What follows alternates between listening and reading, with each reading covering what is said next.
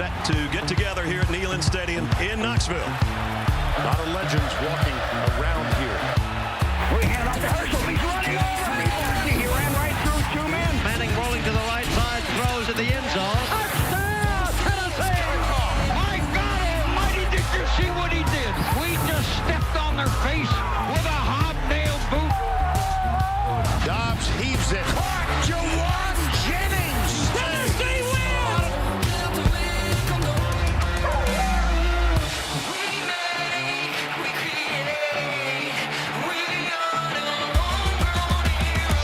Outside to the house, touchdown Zamir White.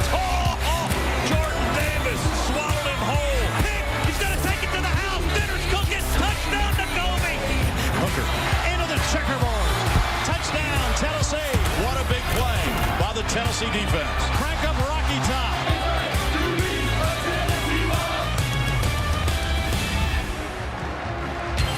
Some of the great moments in the previous 50 meetings between these two SEC East rivals. And with that, the Home Depot SEC on CBS brings us back to Neyland Stadium in Knoxville, Tennessee. The Vols on their home field with their powered tee and a fan base of about 109,000 today as they host the #1 team in the country, the Georgia Bulldogs.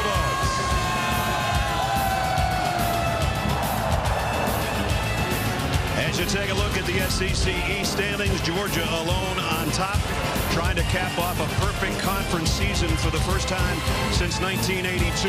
And they already know they've got a date in Atlanta for the SEC championship. They just don't know who their opponent will be quite yet.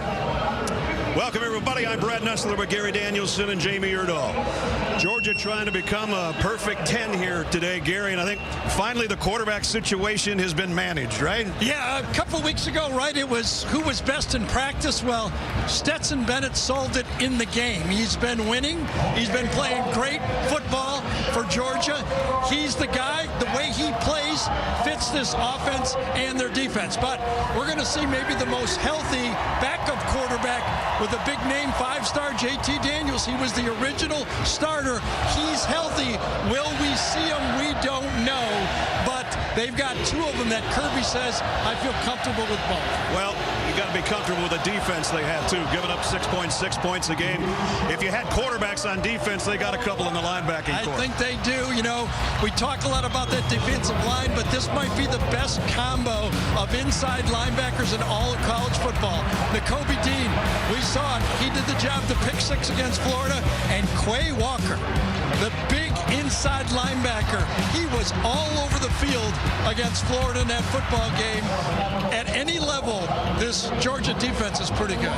You can hear by the noise behind us that Rocky Top is rocking under first-year coach Josh Heupel, who's done a really fine job. They're 3-3 in conference play, 5-4 overall. He's got the fan interest back, and he's got a quarterback that's rolling right now. Well, they've got an offense that scores points. Can they do it today? They've got a hot quarterback in charge of this offense. Hendon Hooker is the guy. Didn't start the season, but he has come on. He may be the hottest in the SEC right now, and he doesn't do it just with his arm. He is a great runner. In fact, the coaches say he might be our best running back when he takes it and runs. A lot of excitement here before kickoff. We'll be checking in with Jamie Erdahl, and then we will have the 51st edition of the Volunteers and the Bulldogs from Knoxville. The Home Depot SEC on CBS is sponsored by USAA, AT&T 5G, Taco Bell, and by the Home Depot.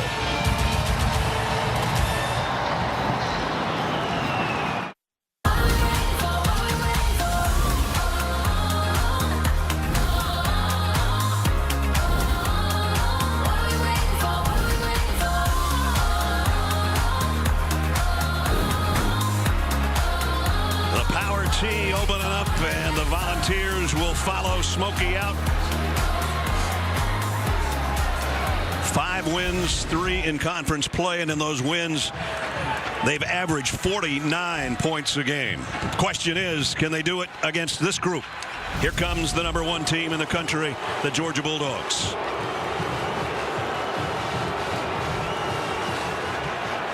Georgia trying to go to 10-0. Before we kick, we go to the third member of our team, Jamie Erdahl. Jamie?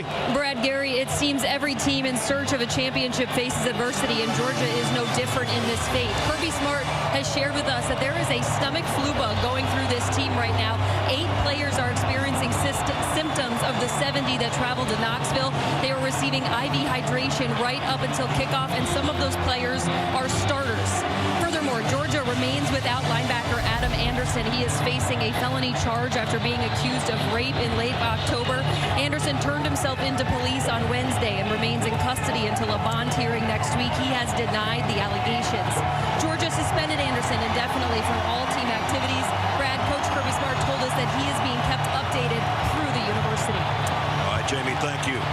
And in both those instances, for the reasons Jamie just described, the depth of Georgia will be tested a little bit more today than normal. 50 degrees, sunny skies, packed house at Neyland. Jamie's really good, but she couldn't get the names of the guys that are on the AV. Nobody could get that out of Kirby. No one. Nope, not the guys that have got the flu. Georgia leads the series by a couple. They have won 9 of the last 11. They won the toss and deferred, so Tennessee to receive. Jake Camarda has got it teed up. Velus Jones is back deep for Tennessee. And we're underway. Jones caps under this at the 3. Dangerous receiver, good return man, got it out around the 23. And that's where the Papa John starting lineups will pop up for us and bring us Hendon Hooker, guy that Gary talked about. Transfer from Virginia Tech. Last week, 357 total yards and 4 touchdowns, and this is the group that'll join him. Cade Mays, a couple of years ago, he's wearing the other uniform. Yep. Transferred from Georgia so he could play with his little brother. Not so little. His younger brother, his Cooper, is the starting center. So the Volunteers line it up at the 23-yard line. Jabari Small, the tailback, next to Hendon Hooker. He gets the call, and he gets a good game. Defensively, for the top-ranked defense in the country, when the guys that Gary talked about aren't making plays, Nolan Smith usually is. There's the rest of the group that'll join him. And here you see the hurry up of the Tennessee offense for the 27. Hooker going to go deep. And he's got a man wide open. And he just overshot Velus Jones. It would have been a touchdown. Hard to believe. They scored on the first play of the game against Kentucky. And against Georgia now, they should have scored on the second play of the game. If that ball is catchable and with that wide open, you got to throw one that your receiver can judge it and make that catch. That's the one you can't overthrow. They had 70 and 72-yard touchdown throws on their first 4 plays. First couple of plays, actually.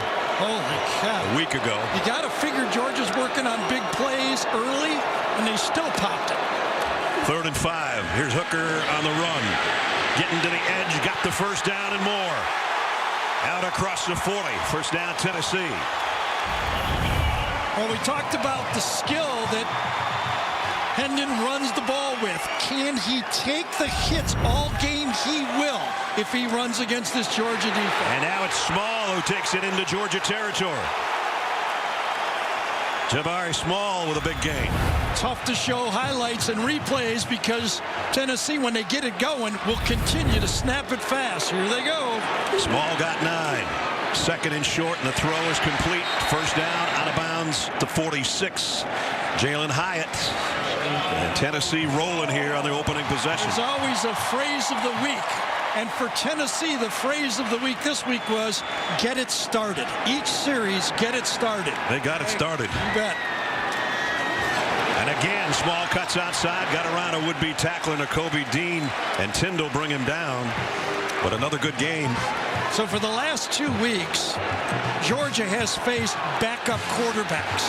They're not facing a backup quarterback today. They got too many guys on the field right now. The center judge is holding things up. There was a substitution by Tennessee, and they'll allow Georgia to substitute. Georgia gets to match. Now everybody's set. 2nd down at 5. Quick throw to the outside, complete, another first down. Jalen Hyatt again.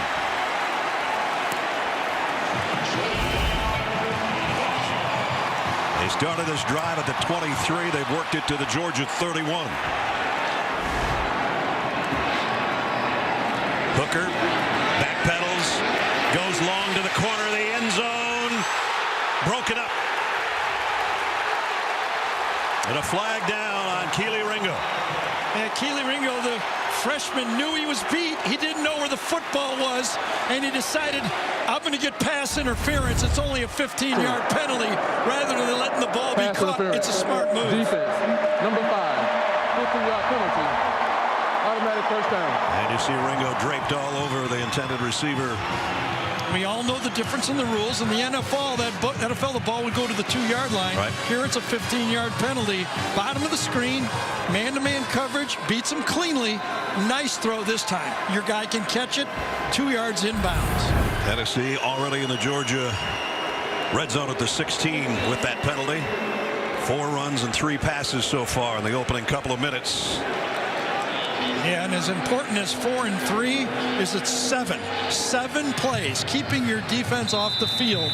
Remember, a week ago against Kentucky, they scored, but they didn't have a lot of plays. They only had the ball for 13 minutes and 23 seconds, and they scored 3.5 points a minute in that 45-42. Yeah. That's just unbelievable. And the 4 runs, the shortest they gained is 4 yards. Look at the space they're given to the slot. Hooker on the run. Down to the 10, maybe the 9.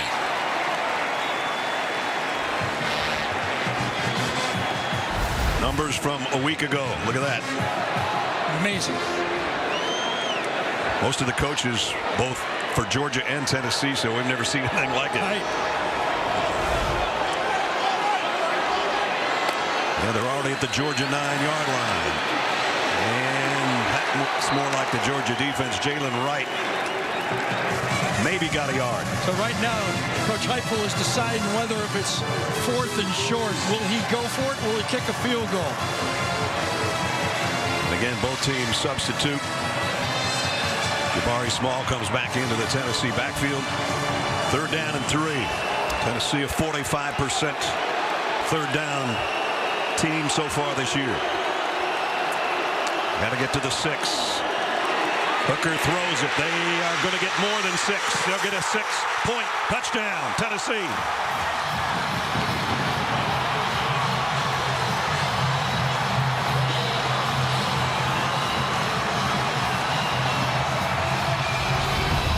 Start fast, I guess so, Gary. Yeah, the bunch formation really exposed the Georgia defense this time. Little play action, just a little bit of a delay, and you've got your fast receiver on an inside linebacker on the play. Our AT&T 5G pylon cam sees Jones come right into your picture. What a drive. Chase McGrath in for the point after.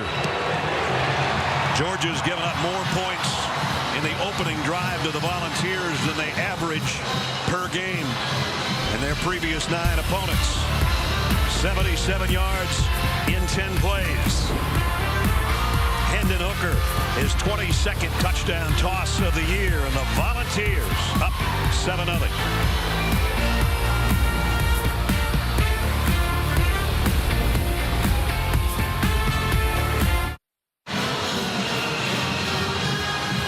The most famous Volunteers ever.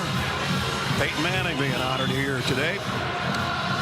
Never lost to Georgia in this series, and he said earlier this week, Georgia better watch out. Volunteers are getting better every week, and they sure look good on the opening drive. I think he's right. I will say this, admire, he's loyal to his alma mater no matter what, shows up, shakes hands, and always roots for his team. Absolutely. Toby Wilson to kick off.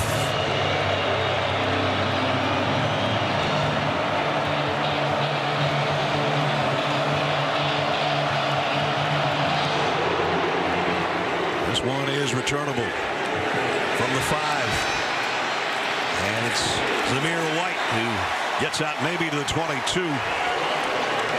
And Georgia goes to work there, and our Papa John's starting lineup starts with number 13, Stetson Bennett. So far on the year, he hasn't lost a game. The team hasn't lost a game, and as a starter over 2 seasons, he's 10-2. Getting Jermaine Burton back to full health has helped their receiver core. They did lose a guy again this week, though. Arian Smith, who just got back and was probably their fastest guy, was injured in practice this week, and his season is probably over.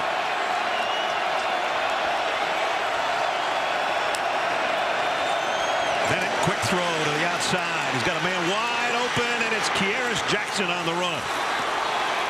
Well, you talk about a starting play that was perfectly called. Tennessee comes with a slot blitz. They're bringing people right behind it is where the screen goes, and perfect call with the perfect call from the defense at the same time. Say this, Georgia has not led by more than 3 points all year, 3-0. This is the biggest deficit of the year. That's right. For Stetson Bennett, 6-7-0. We kept saying, what do they do if they have to play from behind? Well, they're playing from behind here early in the first quarter. Play fake, Bennett hit from behind. The ball harmlessly falls as he got whacked in the back trying to get rid of that football. It brings up 2nd and 10. So this Tennessee defense leads the Power 5 conferences in tackles for a loss. That's a tackle for a loss is a sack as well. They count as both. So you see the pressure they put on Bennett on that play.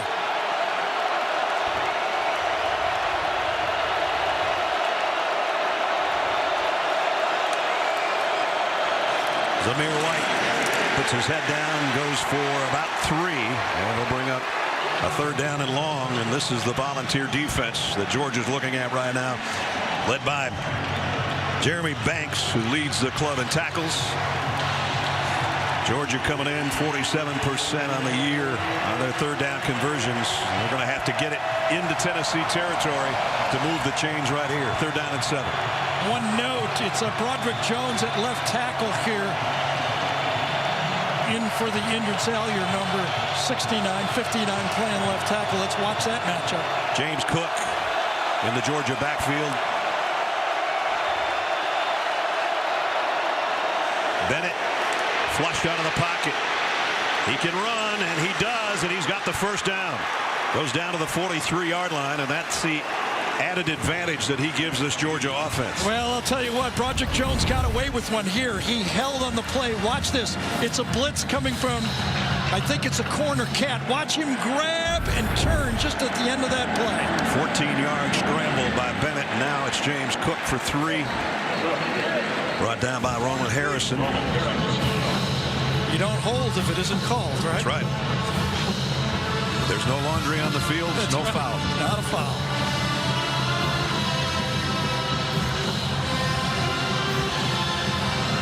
Georgia brings their wide receivers all out to the near side on 2nd down at the 39. Bowers, the tight end, is lined up on the left. He's a dangerous combination receiver. James Cook, and Cook into the secondary. James Cook, he will score. Touchdown, Georgia. 39 yards.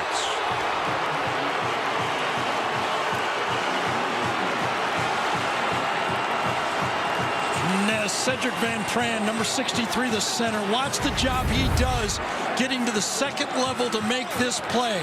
Combo block inside from the right guard, Erickson, and then he climbs to the secondary and makes the play on the linebacker.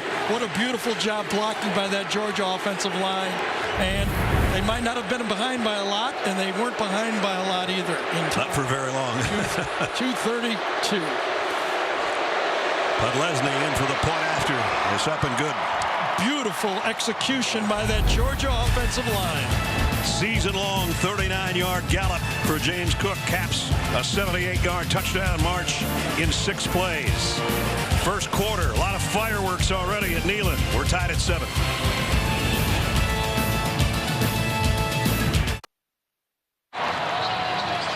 Get nonstop sports news, expert picks, and the biggest highlights on CBS Sports HQ, the free 24/7 Sports News Network. Download the CBS Sports app to watch today. You can catch Gary joining the HQ team after our game here in Knoxville later on.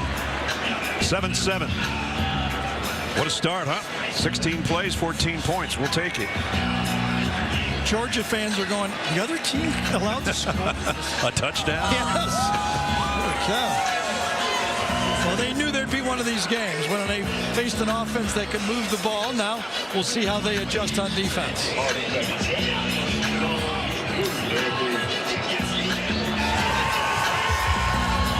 Camarda set the kick, and Velus Jones waits back at the goal line for Tennessee.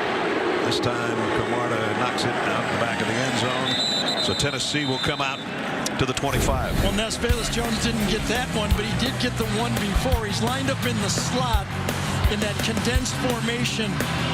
Brini, number 36, had him on the play man-to-man. You saw Kirby talking to Brini afterwards saying, that's your guy. I mean, you can't get pushed off. You're man-to-man. Don't worry about the running play. You got to stick with that receiver, and good execution by that Tennessee offense. So they go to work for the second time here in the first quarter.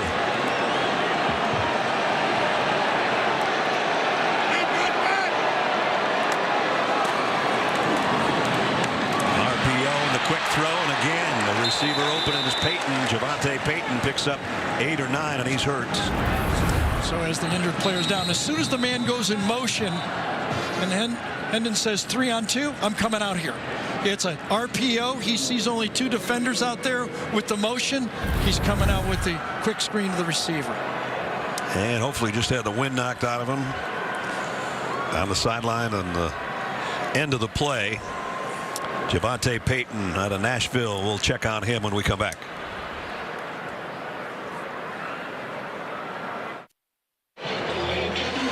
It's NFL on CBS doubleheader action. Early games feature the Browns and the Patriots. Saints take on the Titans. Russell Wilson's coming back as the Seahawks go to Lambeau to meet the Packers. As always, the day begins at noon Eastern with the NFL Today. JB and the guys, doubleheader action tomorrow on CBS. Let's go back to the injury on the wide receiver.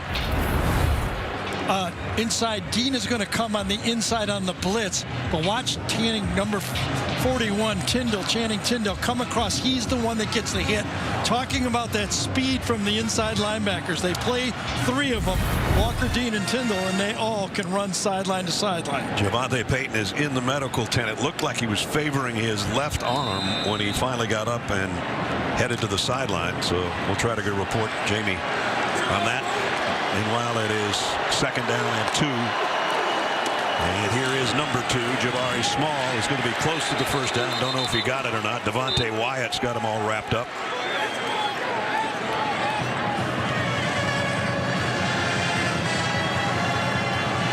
They're still looking to spot the ball. It's third down and short. Less than a yard. This is Hooker, and he didn't get it. Wow. And it was Tindall first, and then Kobe Dean cleaned up. Same 2 guys. Those second layer, those linebackers. This time, Dean is in that outside linebacker, that bear look when he lines up at outside, almost defensive end, and then cleaned up by leading tackler on the team, Tindall. And you see Javonte Payton is headed into the locker room, apparently still favoring his shoulder or his arm. Meanwhile, a big stop by Georgia right there. Back-to-back plays. Kearis Jackson waiting on Paxton Brooks' punt. And a wobbly end-over-end kick takes a big bounce. Nice job, Jackson. Nice job by Jackson. Yeah, it saved him some yardage there. Exactly. If he would have let that roll. Would have got a, what's he get, a 2-yard return, but it might be worth 12 yards because it would have rolled 10 more yards. So midway point of the first quarter, 7-7. Georgia scored the first time they had it. Going back on offense when we come back. Zucker in New York with this Jeep update. Number 8 Oklahoma already lost today. Number 4 Ohio State, they scored first, but Purdue's elite passing attack answers. Aiden O'Connell to Jackson Anthrop to tie it at 7. The Spoilermakers, the last Big Ten team to beat the Buckeyes, but the Buckeyes are knocking on the goal line now. Thanks, Zook. Gary's Boilermakers trying to pull off another upset. College football playoff entering the week. Georgia on top, Alabama 2, Oregon. It's got a date at Wazoo tonight. Ohio State in that game Zook just talked about. Here, number 1 Georgia tied 7-7 with Tennessee in their second offensive possession from their own 29-yard line. Kenny McIntosh in the backfield with Stetson Bennett. Bennett to throw on first down. Nope, not going to throw on first down. Down he goes. And it's big Matthew Butler. That's only the 6th sack given up by Georgia this year. Well, when you see a sack and you see a quarterback pause in the backfield, you know the coverage was good. They tried to get a swing pass to the outside, covered well, and then Schaefer cannot hold up inside at left guard. And a loss of 8.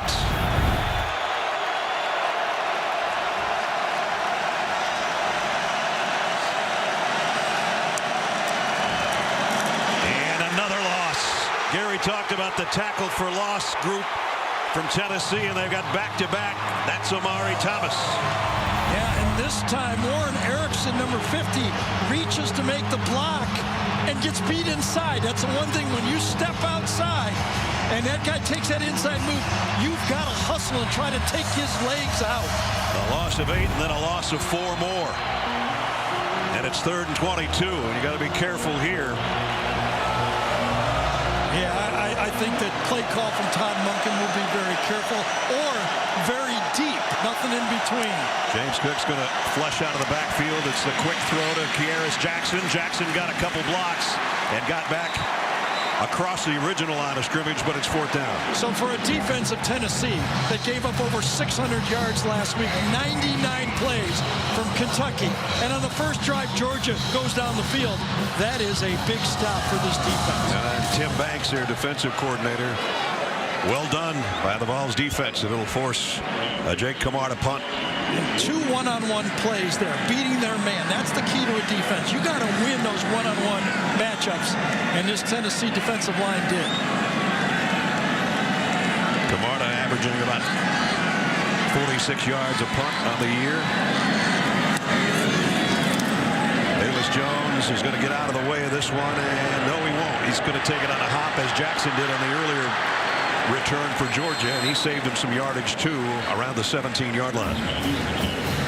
Now they don't break the law, they bend it. Meet the McCluskey's Power Rokers in Kingstown, Michigan, where the business of incarceration is the only thriving industry.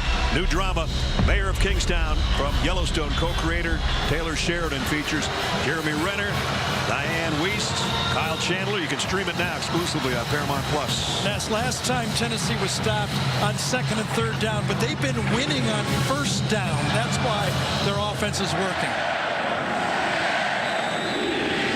See if they can get it working against their rivals. That'll be big for Josh Heupel and his tenure here as a head coach. Booker, the throw to the outside. Nice pitch and catch out to the 22. See, there's another 1st down win. When you're calling plays as an offense, you want at least 4 yards. That's a win on 1st down. If you get above, ahead of the chains, you'll take that as an offense. Love to have more. They'll take the 5 they got, and now number 5 whips it out, high throw, caught, and close to a 1st down is Cedric Tillman.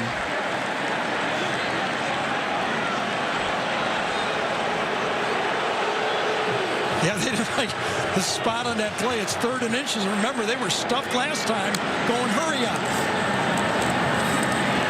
Almost stuffed again, but Small finds a little opening and gets it out to move the sticks around the 29. Well, Tyon Evans, their leading ball carrier, gives them 75 rushing yards a game. He is not playing in this game. That means Jabari Small, number 2, is the main guy. Hooker throws again, wide open receiver, and another 1st down, and this one's Ramel Keaton. Well, we met Hendon Hooker yesterday, and he is a cool customer. Yeah, he is. And he is starting this game as a cool customer again. Jordan Davis is down right now. That causes the chorus of boos from the fans in Knoxville, thinking that Georgia's taking a little breather here because of the hurry-up offense of Tennessee to try to slow them down. Well, for the Tennessee crowd, if it stays at boos, that's good enough. Yeah. We don't want anything thrown on the field. Right. Well, the big fella, maybe the biggest on either team, down on one knee. I tell you, as soon as the play started, Jordan Davis reached for his left, like groin, hand, upper leg area. As soon as the play went, he turned around and grabbed it.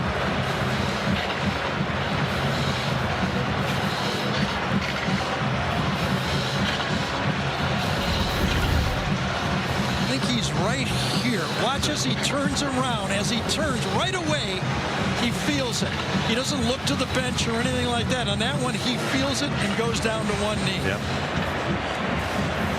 So Tennessee's had an opportunity to bring their offense over to the sideline, set to go with a first down at the 44.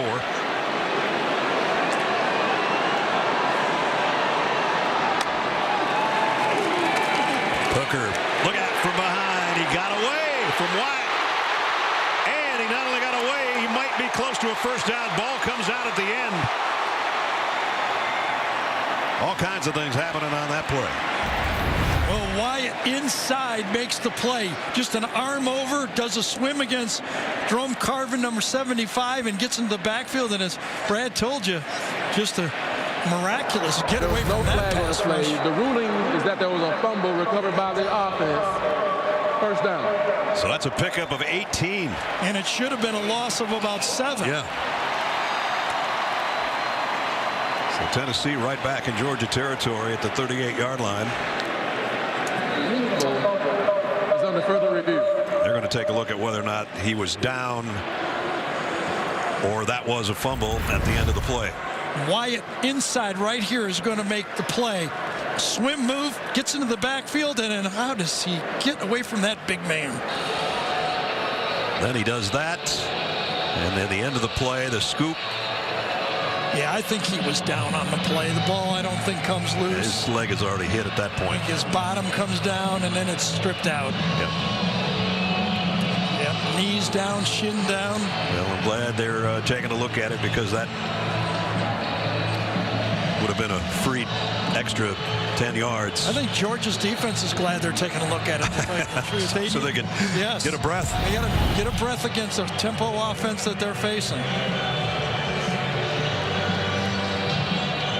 There's Dan Lanning, the defensive coordinator, over there in the middle of that huddle with Kirby Smart, as James Carter, our referee, is taking a look at it upstairs. Is Mickey Haddock, the replay official.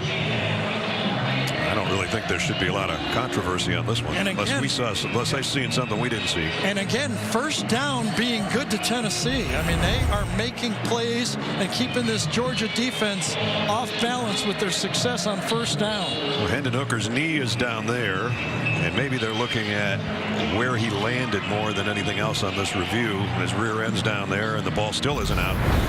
So we've got it straightened out. We'll get the call.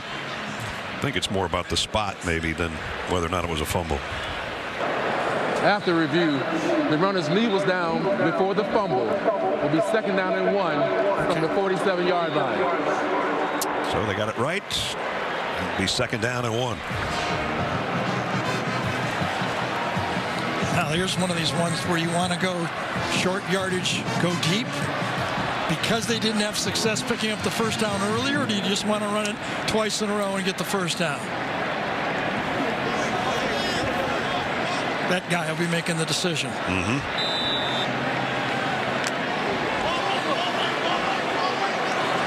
Small with Hooker in the backfield. They throw it. It's a first down to Jones. To the 41, Bayless Jones. And now they're going to hurry. So you see the wide receivers run it back and get it to the official as fast as they can. So they can keep going at this 3 plays a minute pace. Hooker fires far side again, caught by Tillman. So when we spoke to Hendon Hooker, we asked, like, why is it so different from you at Virginia Tech to here? He said, I just feel comfortable. They call plays. They let me be me. I feel like I'm the guy out there running the offense instead of running somebody else's offense. Here he throws late and high and incomplete, intended for Jones, and a flag down. We might have a holding on Tennessee. I'm wondering, or did they hit the quarterback in the head on the play? I think it was holding first. Did they do both? Holding. Yep. Offense, number 75. 10-yard penalty from their previous spot. Second down. That matchup has been a problem. Devontae Wyatt beat Carvin earlier. Jerome Carvin, number 75 on Wyatt, and you can see the grab right there. Yep. Easy call, and the hand does come to the helmet, but maybe not enough. So that backs Tennessee up to the 48-yard line of Georgia. On the 2nd and 17 now. These quick throws. A group of 3 receivers to the bottom of your screen. It's just pitch and catch right now for Hooker and company. They're coming to the same way with a wide out there. And the inside move by Keaton gets it back to the 43, so we got about 5. Well, you're seeing modern football, the spread offense, the hurry up, the effective wide receivers. What they do is, we know we're not as good at them in the box, so we don't go at them in the box. Hit as he throws is Hooker, but he still got it to Tillman. Down the sideline. Flag is down. Yeah, Darian Kendrick is saying he got thrown down on the play. Let's see what they call. To the outside on the play. Who throws who down? And Kendrick saying he did.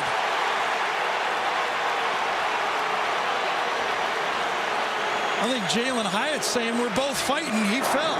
Let's see what they call. Pass interference. Defense. Wow, Number 11. look at that. That penalty is declined. The result of the play, first down. 28-yard pickup. Kendrick, the transfer from Clemson. A lot of fighting right there. I don't see anybody reason to call that on either guy on that play. If they're going to let him fight out there. Beautiful throw, though, wasn't it? Sure was. Zipped it out there. No time for safety to get there. A lot of space right here on the slot. A lot of space. They fake the end around and throw to the end zone. In and out of the hands of Fant, the tight end. Got one hand on it. What you'd like down here when you throw to these tight ends is to keep the ball high. Coming off the slot, throw the ball up in the air where only your guy can get it. Let those big tight ends go up there. You hope with 2 hands, but look at that. Above the DBs, only the Tennessee receiver could get it. Second down. Hooker is going to run it inside the 10, down to around the 7. In Josh Heupel's head coaching career, his first year here at Tennessee, and the 3 previous years at UCF, he's never had a team that didn't score at least 14 points. Georgia doesn't give up 14 kind of points, but right. Tennessee's heading that way right now. Yeah, they're like 13 all years there. Hooker. That's yeah, that one's a little high. That's high. That was even high for the guy in the first row. Right. We like to throw him high down here, but that's...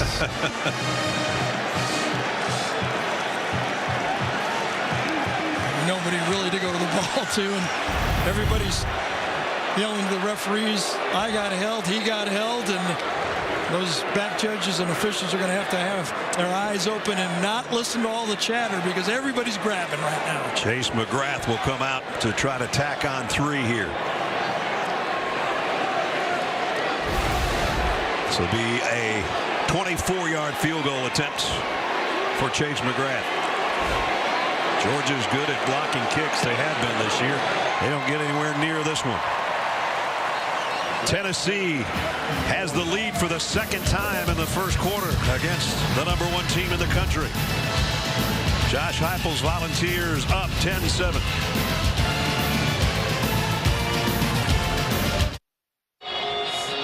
Tomorrow, you're invited to the concert of a lifetime. Man, will Gary be watching this with Adele, including an exclusive interview with Oprah Winfrey. Adele, one night only tomorrow on CBS.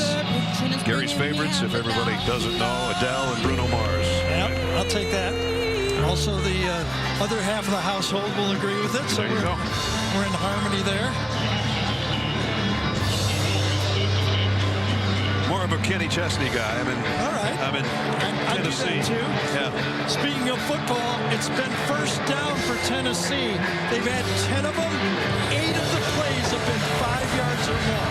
That's why they're moving the ball. 76-yard drive on their last play, 77 on their first series. And Georgia will bring it to the 25. Now it's time for Hometown Connection, presented by T-Mobile. Here's Jamie. Well, they're not from the same hometown, but these two young men called a campus at USC home for a while Bayless Jones Jr. and JT Daniels were teammates at USC. On a road game on the West Coast one day, the team went to a petting zoo because the kickoff was so late. Stay with me here. They fell in love with the ferret. So when they got back, Bayless Jones got a pet ferret. Well, sometimes he goes on vacation, so who babysat the pet ferret? None other than JT Daniels, his good friend. The ferret's name was Crash, and they will always have Crash in their hearts. Oh, boy, that's a good one. Stetson Bennett on a handoff to Zamir White. And a couple. Jeremy Banks, who's a leading tackler for Tennessee, and on the hit. Georgia really hasn't gotten their ground game rolling yet. They come in averaging about 190 yards on the ground a game. Best run of the day so far was by that guy, Stetson Bennett, on a scramble to pick up a first down. So the time of possession completely different for Tennessee than it was a week ago in their win over Kentucky.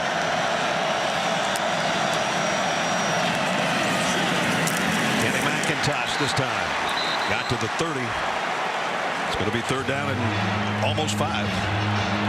So Georgia knows that they need to run the ball to be successful. Tennessee knows it too. Early in this football game, that's the matchup right now. Can Tennessee hold up in the running game? Because the most passes all year that Stetson Bennett has thrown in a game, 21 pass attempts. The most he's thrown all year. It's been the running attack. And he's never completed more than 14. See what they do here. Empty backfield, so it looks like it'll be a throw unless Bennett does it with his legs. Third down and 5. Throw to the outside, and it's too far in front of McConkey. Yeah, he missed him. And the body reaction from Stetson after he let it go, he knows he missed him. Had a little bit of a pick to the outside, inside slot. He's got him for a first down and just let him too much. Watch it. He knows. Right away. And JT Daniels talking with him on the sideline. Another punt coming up from Camarda. Georgia was a man short, but they get him out there. It's James Cook.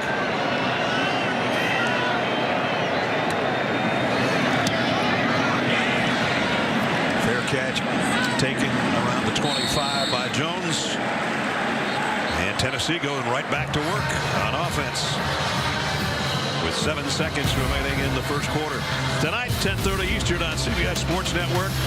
Gridiron action continues. Nevada and number 22 San Diego State get together in a Mountain West battle. We did that game a year ago in Reno. It's a rematch. We never went into the city because of COVID. We had a hotel to the stadium. They had nice cardboard cutouts of all 3 of us down in the end zone. There was no fans. There was no nothing. How do you like Reno? I don't know. Never been there. It's the greatest little city in the world, though. Jalen Wright in the backfield with Hooker. They fake it to him. They throw to Jones, who's met head on by Chris Smith.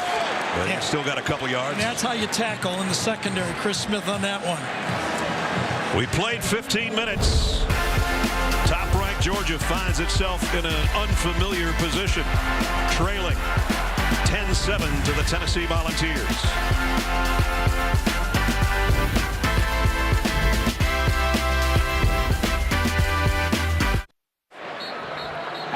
The Home Depot SEC on CBS heads into quarter number 2 in Knoxville. And Tennessee leading Georgia 10-7. A lot of people are saying, when's the last time Kirby Smart's team was behind in the second quarter?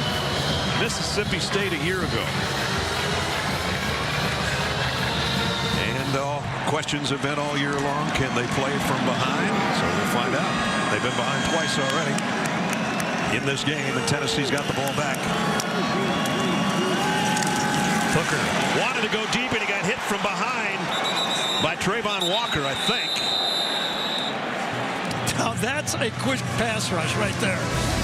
2nd 8, and he gets overwhelmed. And I think that's a fumble. That ball wasn't going forward, I don't think. But the recovery by Wright.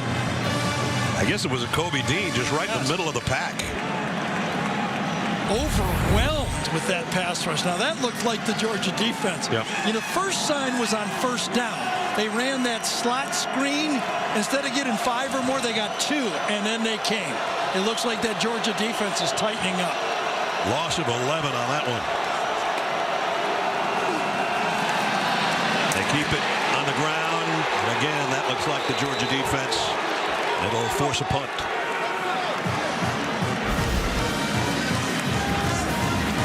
We got a man down or slow to get up. One of the linemen for Tennessee. I think it was Spraggins. Yep. And he's apparently okay. So Tennessee's got to give it up. So back-to-back tackles for loss, basically. One was a sack fumble, and then the next one is before they get to the line of scrimmage. That's Georgia defense right there. Paxton Brooks to punt. Kearis Jackson waits on it, calls for the fair catch, and backpedals right to the 35. Georgia back on offense, trying to tie it up or take the lead when we come back.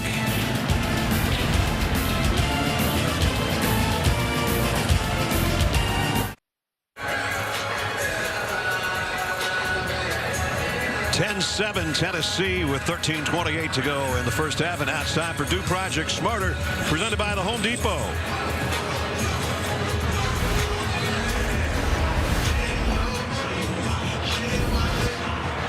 And there's a touchdown! Touchdown! My God, a touchdown! We threw it to Haynes. We just stepped on their face with a hobnail boot and broke their nose. We just crushed their face. One of the great calls ever by my old buddy Larry Munson. He admitted many years later he had no idea what a hobnail boot is. I don't think anybody else does either, but when Larry said it, it sounded like it was something just normal that you could get at a store, you know, a hobnail boot. When you can make a call that no one ever gets tired of listening to. That's exactly. That's doing Project Smarter. That's right. Well, Georgia has only 32 passing yards right now. Kearis Jackson on 2 catches, which were both short throws. They haven't aimed any at their multitude of tight ends. That's more exactly than other what wide I was going to say. When are they going to get the ball to the tight end? There's not a defense alive that can take away a tight end with the bootlegs and all the different things you could do. And right now they got 2 of them in there. Brock Bowers and Darnell Washington. Bowers is in the slot on the left, and that's Washington trailing him. They get it to James Cook instead, and Cook's got a first down and then some. One of those easy little long handoffs that you can give a quarterback to get into rhythm. Throw it about 3 yards. Good job there, just taking out, blocking in front.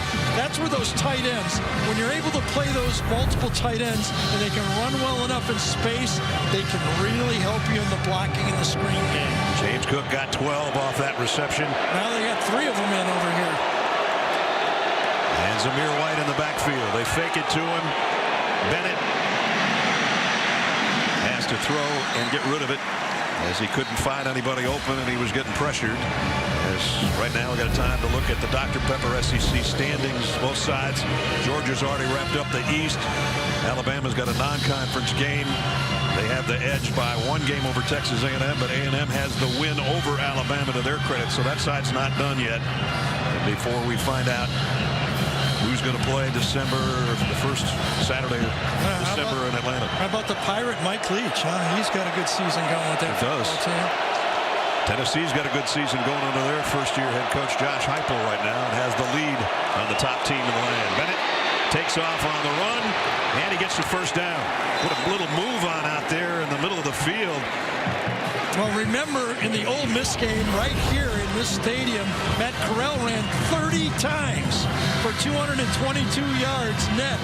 Gross in that game had some sack yardage, but when he ran the ball, he was effective. You knew you were going to see the quarterback run. Stetson got 12. The guy that made the stop, Jeremy Banks, comes out. Looks like he's favoring his right arm. He's already got a brace on his right bicep. So another first down at the 42. Bennett loads it, throws short, got it to Bowers, the tight end. That's what Gary and I were just talking about. Number 19 is a mismatch for just about anybody. Yeah, and that's how you can really break down a defense. Is you got the threat of going long, and then you've got those athletes coming across the field. Bowers gets a little bit of traffic and then kind of frees up late. Good job by that offensive line. Plenty of time on that throw. Again, a first down throw on that play action pass. Bowers got 9 on his 29th reception of the year. Zamir White, little pitch, trying to get to the edge. Got the first down. Knocked out of bounds at the 30.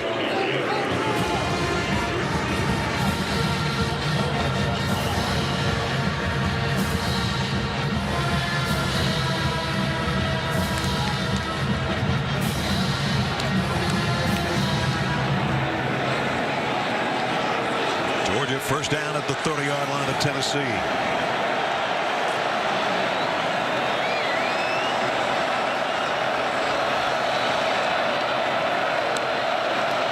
Coming, running play up the middle, and they got a couple. And a good job that time. The inside linebacker goes to the outside for a stun, but that defensive line is slanting right into that running play and makes the play for very little gain on first down.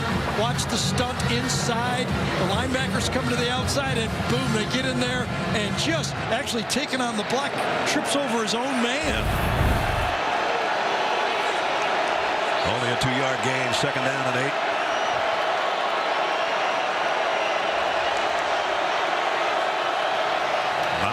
In motion. Here comes a blitz from the secondary. Bennett's running for his life and tried to throw. It scooped up McCullough. It's an incomplete pass. Well, the question here, does he get outside the tackle box? Because the ball does not get it past the line of scrimmage. Zamir White was in the vicinity, so was an offensive lineman. And here's the tackle box. Does he get outside that tackle box? It's close, isn't it?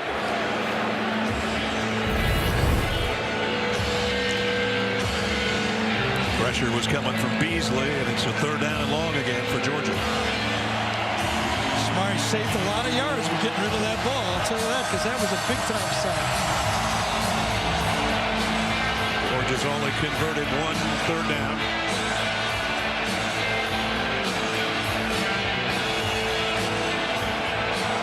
They play the music right up to the snap almost. I'm pretty sure Georgia couldn't hear what was going on. 10 men on the field. I think there's just 10 out there for Tennessee. Good timeout. Saved the play. First charge timeout of the half. 10:29 remaining first half. Timeout. We'll be right back. Adam Zucker with the Heisman Watch, presented by Nissan. Alabama got its offense moving again against New Mexico State. Yeah.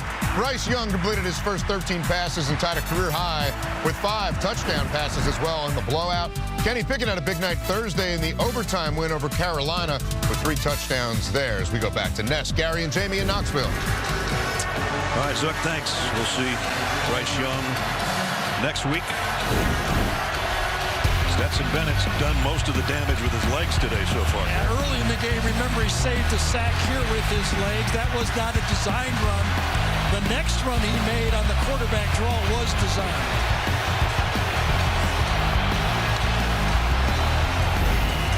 How can this Georgia offensive line hold up in pass protection?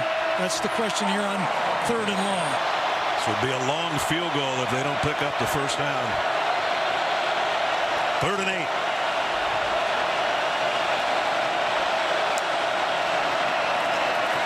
Bennett has time, running out of time, and running out of the pocket again, but he's not going to get the first down this time. Did get it to the 23, however. 5-man rush that time. The inside linebacker comes to the extra blocker, so you can't double team any of the 4 men. And this time Stetson Bennett cannot find anybody to throw to. Flashes, but too far to get the first down. Another stop for that Tennessee defense. So Podlesny in for a 40-yard field goal attempt out of a Jake Camarda hole. They're trying to tie the game. Podlesny from 40, right down the middle. Right down the middle, right? Whew. So with 9:42 remaining in the first half, have our second tie of the ball game. Stetson Bennett, they would have liked 7, but they'll settle for 3 in a 10-10 tie. Coordinator bias. Hendon Hooker's day so far has been impressive. A lot of easy throws and catches. Also can run. Yeah, his overall athletic ability, when we talked to him, he said his first love was basketball, but he's an athlete, and he had threw 15 times in the first quarter of this game. 12 for 15 in the first quarter. You look at the stats right there. Total yards 124, but keeping the Georgia defense about as off balance as you can. But those last 6 first downs, the last 3, the Georgia defense has adjusted. The longest they've made in the last 3 first down plays, 3 yards. Looks like that's the down that Tennessee needs to move the ball against this great Georgia defense. Georgia's last drive to get that field goal was 44 yards and 9 plays to even it up. And now Tennessee will come out to the 25 with Hendon Hooker. And we check in with Jamie.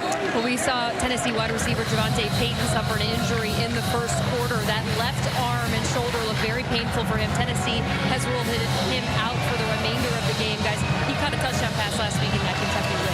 Yep, so they're down 1 more receiver. And those 3 guys, Jones, Payton, and Tillman, were like the big 3, the main guys. Now it's going to be Hyatt as the next guy up.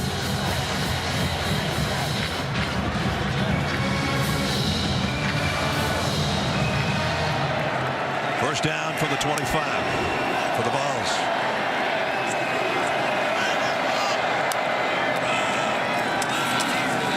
And it's Hooker.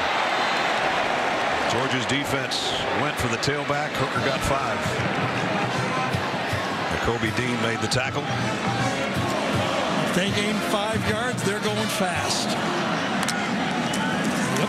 Hooker looking deep, going far side and broken up, incomplete. Lewis Seen was covering back there. Jalen Hyatt, the guy Gary just mentioned. Yeah, he had a good matchup there. Inside, you got a safety covering a speed slot right there. Seen is more of a box player, but the ball was not in the field. And Seen was able to force him wide, look for the ball. Perfect job by Lewis Seen. We asked Hendon Hooker, when you got here after transferring, did you start throwing right away to your guys? He said Jalen Hyatt was the first guy. I called him up. We were out on the field 12 hours after I got to Knoxville. I think he said on Sunday, right? Sunday.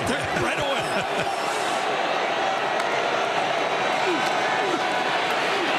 Quick throw to the inside. That's good for first down. Jackson makes the tackle on Fant. And Ness, he had pressure in his face right away inside. Coming in, I think it's Quay Walker, it was, and he gets the ball right in his face. And this throw is intercepted. Picked off by Kendrick. First bad pass. Now the ball is loose at the end of the play. And Jair Kendrick's got his second interception of the year. I think he was trying to throw the ball to Velus Jones, number 1, the slot, and it just sailed on him. Remember the high pass he had near the goal line, or almost went over the goal post. I think he's trying to get it right here in the slot. Throws it a stop route, goes over one guy right to the other corner that wasn't even covering Velus Jones on the play. Ball just sails, and boy, not even close. Kendrick, the transfer from Clemson, who became a starter, instant starter here in the SEC with Georgia, has the big play on the turnover. Hendon the play. He might have gotten a hand in the face mask of the guy trying to tackle him, but there was no call there. So it's Georgia at the 40.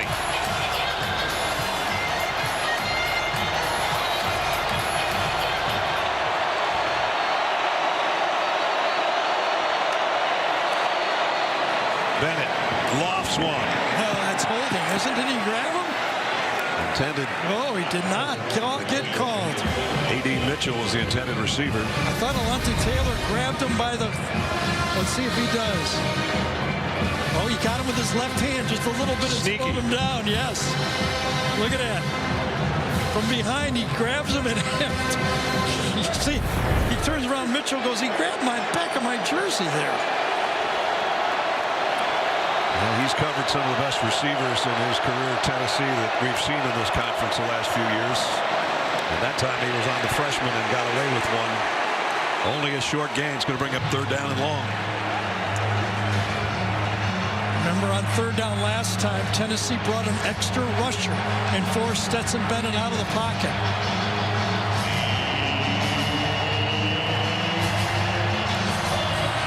Third down and 9. And again, if they don't get some of this, it would be a long, long field goal. Trying to take advantage of that interception and trying to take the lead.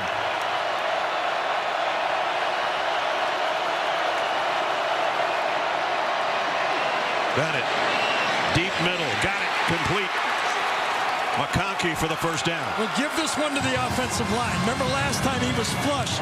This time Tennessee brings 6 rushers. And this offensive line for Georgia picks it up beautifully to allow the easy throw. Georgia giving Tennessee a little taste of their own medicine with a hurry up. And James Cook takes it down inside the 10. It's exactly what you did. And now Tennessee has a player that's laying on the grass. And whatever Georgia fans are here, they're booing. Georgia was going in a hurry again. They were going to go 1st and goal at the 9. Counter Trey, squeeze through, and then get into the secondary, use the umpire as a shield, and get a big positive running play. You see the offensive lineman at the end, they're waving like, hurry up, and get up here and run another one. They probably would have come back with the same play again. Yeah, we'll never know until we get Caleb Tremblay up. 7:47 till halftime, and a tie game. Adam Zucker in New York coming up on the Geico Halftime Report. BJ, Rick, and I get you caught up on today's action, including Ohio State saying no Purdue hat trick of top 5 upsets. C.J. Stroud, 3 touchdown passes in the 1st half. That one to Garrett Wilson. It is 35-14 in Columbus. We go back to Knoxville. All right, Zook, see you guys in 7 minutes and 47 seconds. Tremblay up and off the field. They're being shaken up at the end of the last play. Now spot Cedric Van Tran, number 63, the center. He makes a block, then he runs up there. Watch him. Get up here. Let's go. Let's go. You were saying they wanted to give a little bit of the medicine back to Tennessee. Georgia was ready to go. Didn't get the opportunity, but now they do have a 1st down opportunity at the 9-yard line. Again, trying to take advantage of Kendrick's interception. Love those centers. The personalities of the centers. Teams I played on are always the best personalities. Remember last year, Landon Dickinson? Yeah, he was something. That's those guys that handle the ball from the center position. They are funny guys, I'll tell you. Nobody to fake it to for Bennett, so he's going to run with it. Stetson Bennett. Whoa. Touchdown, Georgia. What a play. 9-yard touchdown run by Stetson Bennett. What I think about this, Ness, is all the time when I'm reading about the Georgia quarterback position and Stetson Bennett, all I hear about all the time is what he can't do. He can't do this, he can't do that. Well, here's what he can do, and he's been doing for the Georgia team. Gives him that extra dimension in the running game. And I tell you, his teammates play for him. It is his job, as we said in the open, to lose. And if you put W's, you don't lose your job. That's right. Lesney in for the point after as Georgia has taken the lead for the 1st time. First rushing touchdown of the season for Stetson Bennett, the 4th. Capping off a 40-yard drive following the interception for the touchdown and the lead for the Dogs.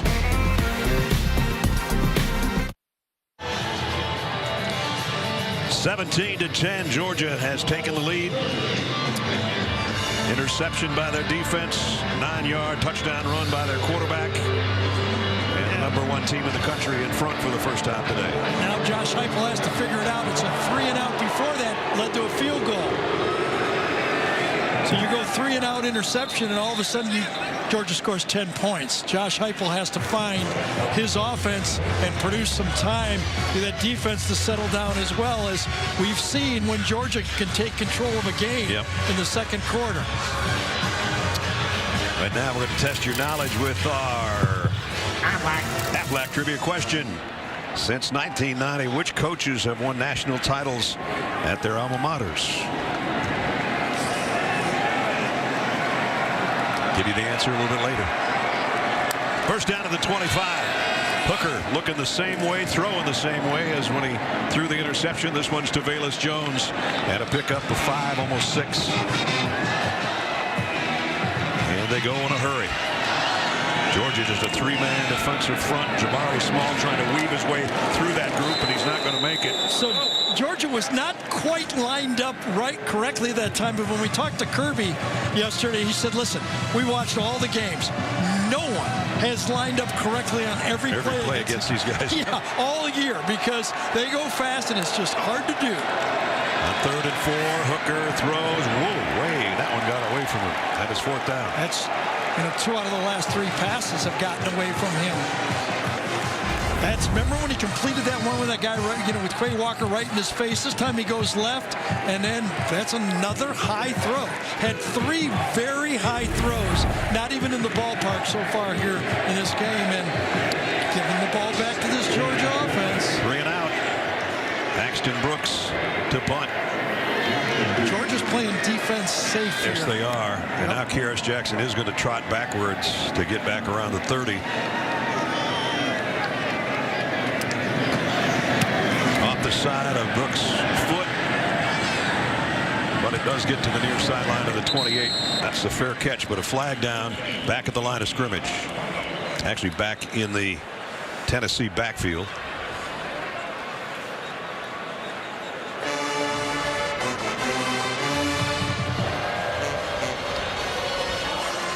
James Carter with our preliminary signal. False start, or maybe an alignment situation for Tennessee. I think Kirby Smart's just going to say, we'll take the ball.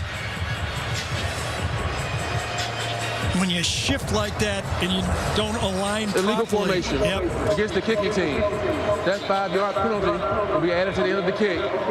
First down, Georgia. So they add the 5 at the end of the kick.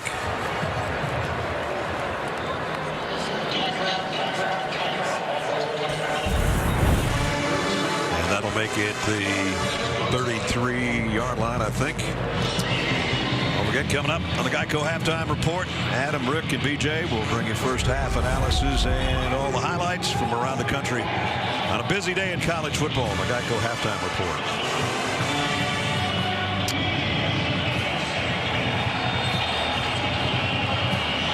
So Georgia gets the ball right back after only about 40 seconds since they scored their touchdown. Yeah, well, one thing that for Tennessee defense, they're used to going back out on the field fast, but they need to stop badly now. Zamir White stood up as he crossed the 35.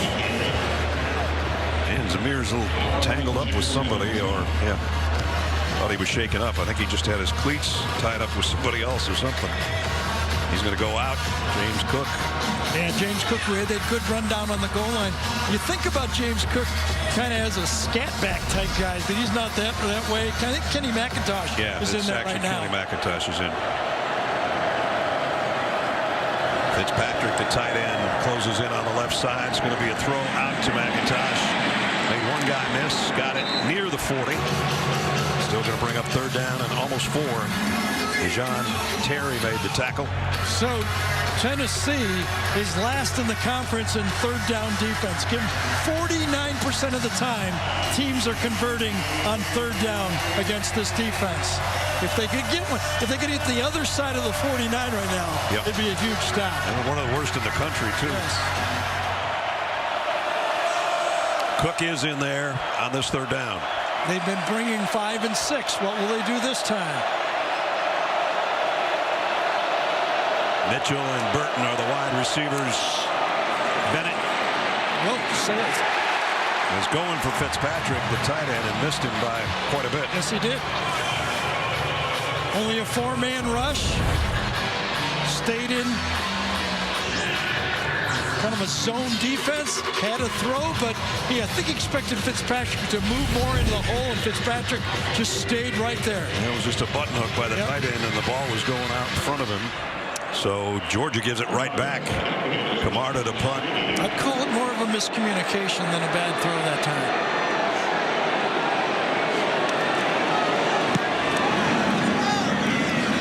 Jones fields this one. Got about 3 or 4 yards on the return. And 5:08 remaining. Georgia in front. A couple minutes ago, we asked you our Aflac trivia question. Since 1990, which coaches have won national titles at their alma maters? You might guess that maybe Tennessee was one. Philip Fulmer in '98. That was 2 years after the ball coach, Steve Spurrier. That's a good. And a little more recent. Florida had a wild game today. Wow. 52 points against the defense. I guess might not all have been against the defense, I guess, but enough. Hooker's throw is on target this time. And nice gain after the play. Romel Keaton wheeled around. Didn't look like he had a lot of room to work on that sideline, and picked up good yardage, about 8 yards. Romel Keaton coming into this game because of injury only had 1 catch. And he's being counted on now. And now it's Joe Small with his hand on his blocker, leading the way. And a nice run by Small. So second and short, they won on first down, and you get behind it, and as Ness said, you just see almost the old Green Bay sweep that time. Hooker loads, going deep, far sideline, just over the fingertips of Keaton. And it was Keely Ringo covering. And I think when you throw a ball that high, you know, you got to think your receiver can get to it. It felt like Keaton just couldn't muster that next gear to go get it. You know, that Tennessee track gear we used to see years ago. It felt like he just... There's not a lot of Willie Gaultz out there. Not that time. I think that ball was high enough. You expect your SEC receiver to get it, and he didn't get it. Quarterback draw all the way, and that's not going anywhere. Actually, might have gotten 2 yards out of it after the final push. Devontae Wyatt I think is on the bottom of that thing, and he's still down. I think Stackhouse first comes from the right side to make a play, pushes by, and then just kind of running and through traffic. Nothing really there that was open for that quarterback draw. That is Devontae Wyatt, who is part of the tackle group. Face down with 4:10 remaining here in the first half.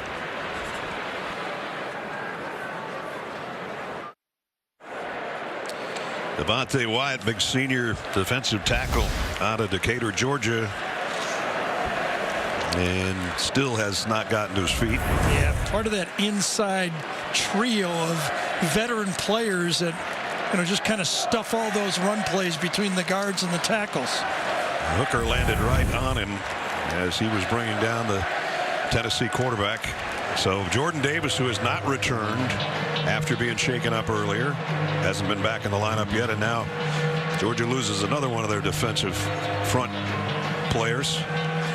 And remember Jamie's report, you know, 10 of the players to start with, we don't know which ones were struggling coming into the game with the fighting the flu. Yeah. So I mentioned earlier their depth issue. They don't have a depth issue, but they do when they've got guys that are suspended indefinitely. They've got guys that have the flu bug, and now they lose another one of their starters. Davis stays over there. Jalen Carter will play the spot that Davis plays as well. Meanwhile, it's third down. Hendon Hooker set to throw. Fires in traffic, incomplete. Nakobe Dean broke it up. I think he's the best linebacker in the country. I haven't seen any better. That's for sure. Inside out, calling all the plays, takes on the run, gets in the slot, takes it out, man-to-man coverage on the tight end, and makes a beautiful play. That's how you play defense as a linebacker. And Georgia got another guy down. Might be Robert Beal, I think. Yes, it is. And you remember he's playing for Anderson in that outside rushing spot.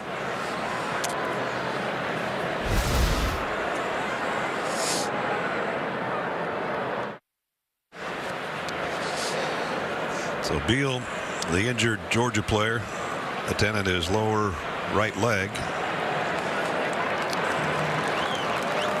And gets a round of applause from the folks here in Knoxville. Some news and notes across the country.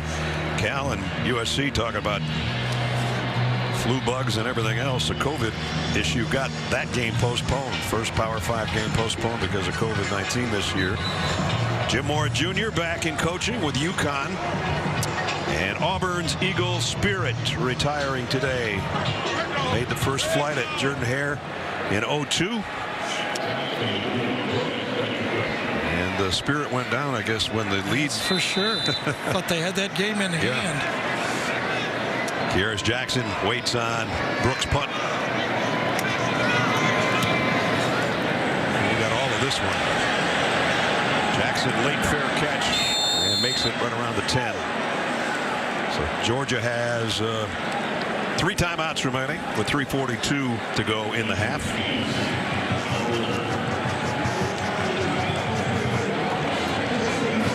Another little shout out news and notes. Sellers Shy, our main golf producer and former football producer, got an award last night from the National Football Foundation for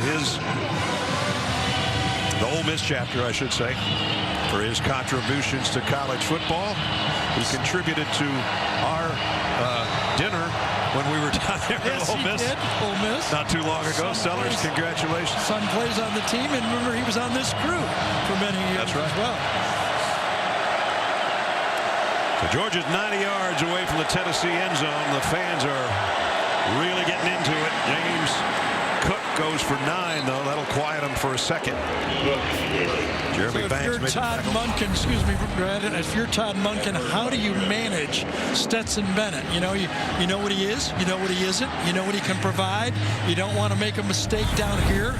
Todd Monken has to realize they get the ball to start the second half. Kind of see where you go before you open this thing up, maybe. That was a good way to open it with a 9-yard gain for Cook. And here comes another one for Cook up the middle across the 25 to the 26. I think they might let him throw now to get the ball down here. Earn the first down. Plenty of time to still run this offense. As he got out enough field position now where he feels comfortable throwing the ball with him.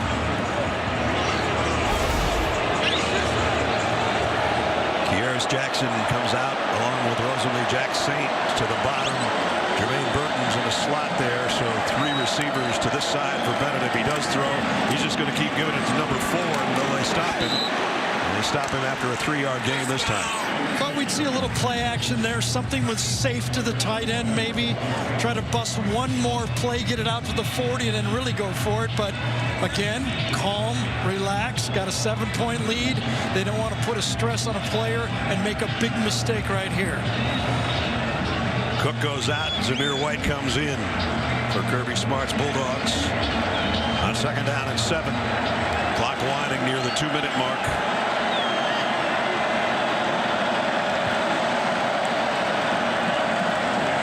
Bennett going to go deep. Scott Bowers out there. Did he make the catch? Or did he run out of real estate? He's out of bounds. Well, he caught it. Did he get his foot down?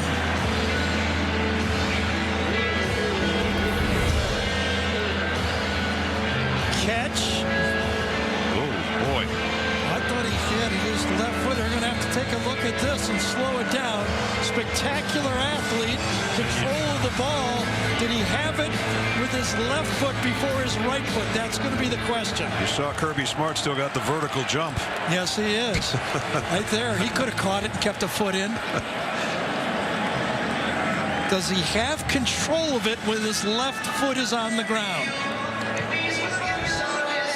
Well, we saw a similar play like that, and he scored a touchdown against Florida. Gene Steratore is our rules official, part of our crew, and Gene is along with us for the first time today. Yeah, guys, what I'm focusing on is after that initial contact with the hand, the ball does seem to separate from the receiver's hands as that left foot is lifting. So I don't think there's enough firm control on the initial foot there, and then it kind of disappears. He loses the ball for a second. When he regains it, I'm looking to see if that foot was still down. I see a separation there, and to me, I think he loses that possession, and when he reattaches it, the foot is up and the next foot hits out. I would stay with incomplete on the play. I'll tell you what, a heck of an effort, no matter what. And his right hand has it, but he ends up with the ball in his left hand. And I think that's what Gene says, the little bit of the bobble, the ball went to his left hand. Here's the call. After review, the ruling on the field stands. The pass is incomplete. Third down. Boy, if that would have been a more accurate throw, it would have been a huge play. Had no one really there. Jeremy Banks, the inside linebackers on coverage. That thing could have gone with a good throw, could have gone the distance. Here's the coverage right here. Inside linebacker way behind. He's got him for a touchdown, but an inaccurate throw produces the incomplete pass. So third down and 7. Tom Munkin gave him one right there, didn't he? Yep.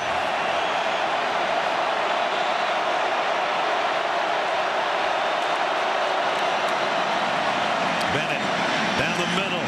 That one he got in there for a first down to Mitchell. Mitchell still hand fighting for the ball and says, I've got it. And the official agrees. Everybody who plays quarterback loves to throw the square in. Here's the square in. Look at all that space inside. And he's got an easy first down.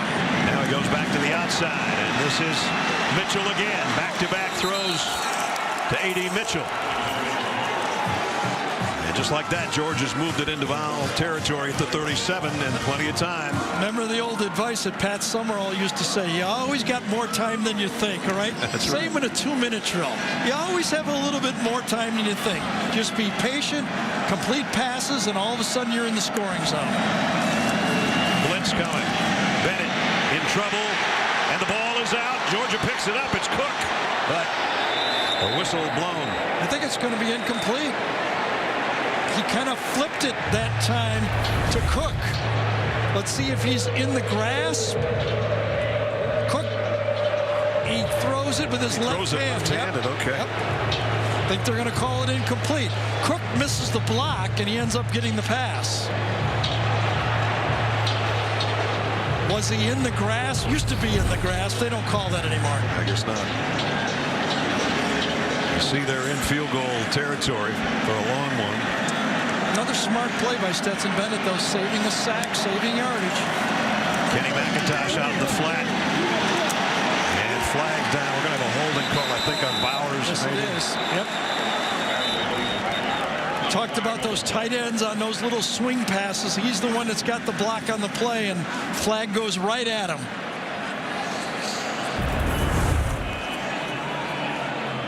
A little bit low. McIntosh scoops it, and Bowers has got his guy all hooked up there. Number 19, 10-yard penalty from the previous spot. Remains second down. Trying to get a block on Banks. Yep, Jeremy Banks. And Banks goes, all right, you had a touchdown on me. That doesn't mean you get the hold. He had me once. Well, that backs it all the way up. It's not field goal range anymore to the 47-yard line. Second down and 20, but again, Georgia with 3 timeouts. And the target line, you see, is around the 36-yard line. Yeah, Tim Banks, the defensive coordinator now for Tennessee. He's tried everything. Man-to-man, 6-man rush, 5-man rush. Anything to get that 49% on third down if they could get there. It's second 20. But right now, They need to hold this Georgia team to no first down.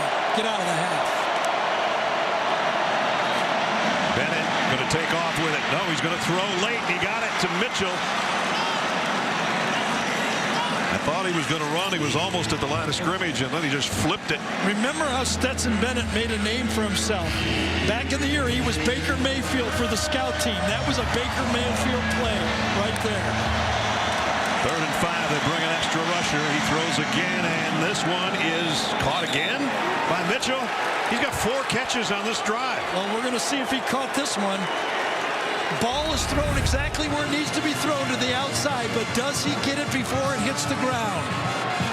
Looks like he got his arm underneath it. Josh Heupel was right there telling her, does it hit the ground or not? We get a late look.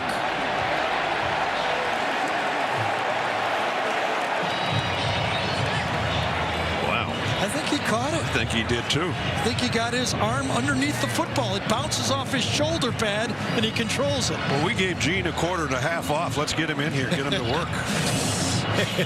I'm going to make it unanimous. I agree with both of you that he bobbles it a little, but the football doesn't hit the ground. And you know what? That official on the sideline, guys, is really zeroed in and makes a great call in real time. Yeah. I've got a catch. Right about there, it looks like it might pop out, but then he pins it against his shoulder pad and keeps his right elbow tucked on the ball. And how about that? That's something. And as you said, Mitchell has been the star on this series. After review, the ruling on the field is confirmed. First down. Lady Mitchell. It's his drive right now with his quarterback.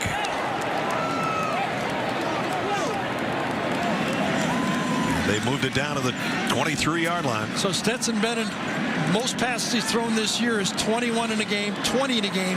He's got 19 here in the first half.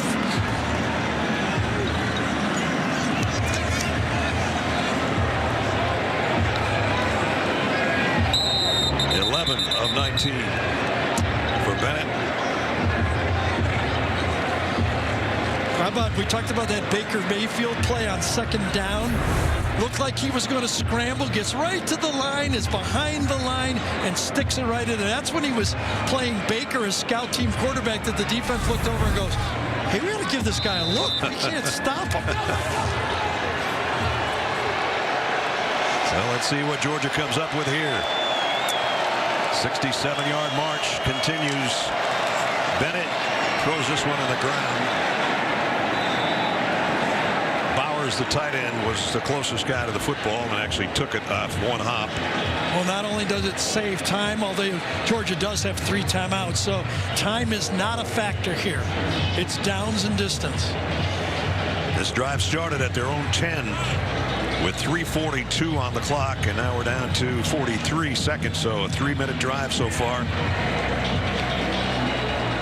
And most of the drive has been Bennett to Mitchell, or Bennett running. James Cook flushes out of the backfield, an empty set here. Man-to-man coverage, linebacker goes out with him. You know you got man. Bennett loads, goes that way to the corner. Got it! Touchdown! Gary called it. Bennett threw it. Cook caught it. 23 yards for the Bulldogs score.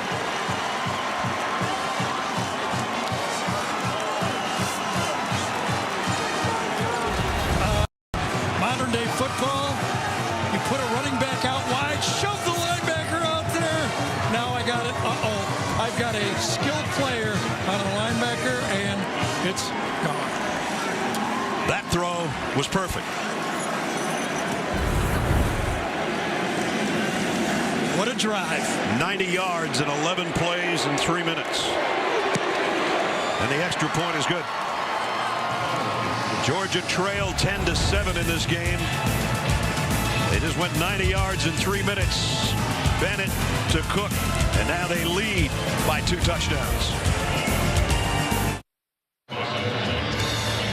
Bennett on the right, Cook on the left. That was the battery for a 23-yard touchdown pass here in the late stages of the second quarter. James Cook is going to make a great pro football player. Gives you everything. Runs inside, receiver in the slot, put him out wide. His big brother ain't bad. Yeah, that's true. Dalvin, who plays for the Vikings. And if you think Tennessee rather is just going to sit on this thing with 37 seconds, think again, because they don't do that. They didn't do it against Kentucky in their last outing either. They went to work, just started throwing it and throwing it and throwing it so they could get some points before halftime. So we might just get to see that very same thing. They got 3 points out of it. You mentioned that Josh Heupel has never had a team as a head coach that hasn't scored 14 points. He also, in 39 out of 45 games of a head coach, his team has scored 30 or more points in the game. He's going to need it. He's going to need it now.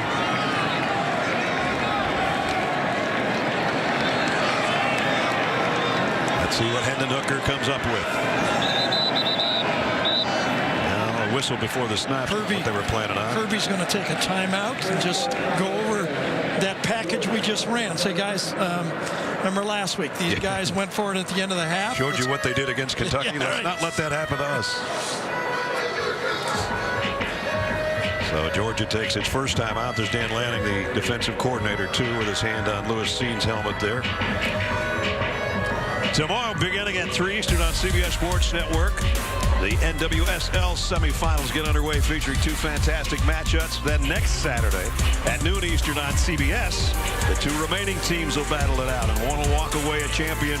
Great soccer action.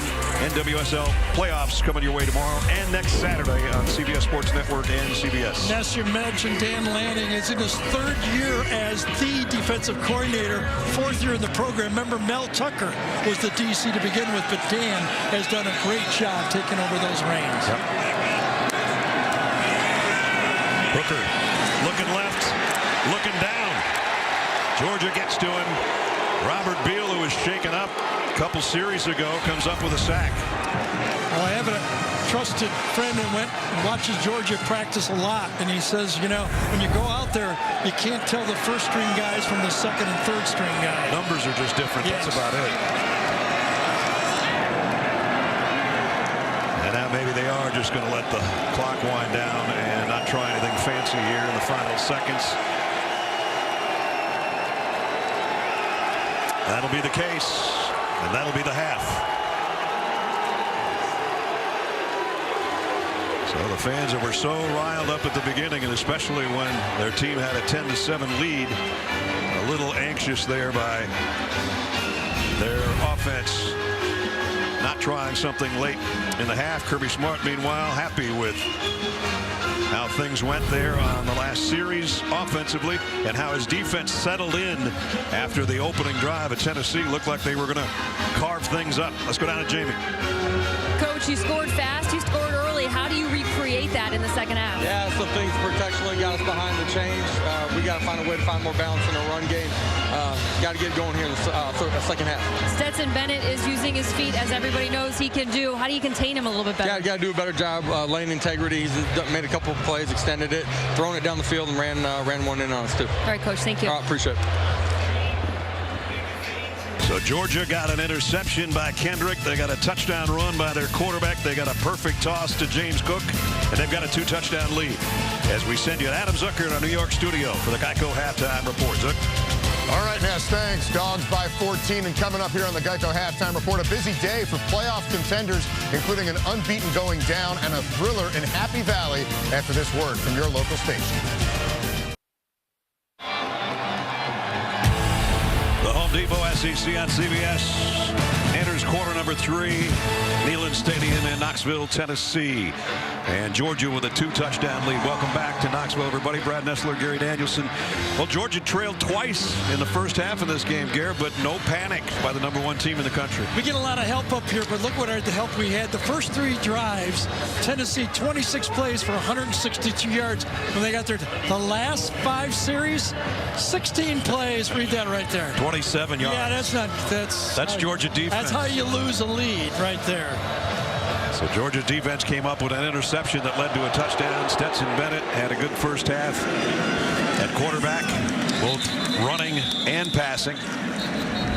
Something like this. Yeah, the way he finished this game, remember this potential touchdown play that he missed, but Todd Monken stuck with him. Then he sticks this throw in. That's a tight window throw, which leads the opportunity to throw the touchdown at the end of the half. they open up the second half with the football. That last drive, those were the numbers for Bennett. 6 of 9, 85 and a touchdown. Well, they put Florida away at the end of the half in about a 2-minute span. This was a second quarter that really flipped this football. It's 14 points. Nothing's over yet here, but gained control of the game. The opening possession of the third quarter, so important so often, be it your offense or your defense. As Josh Heupel would love a 3 and out, Georgia would like about a 7-minute drive.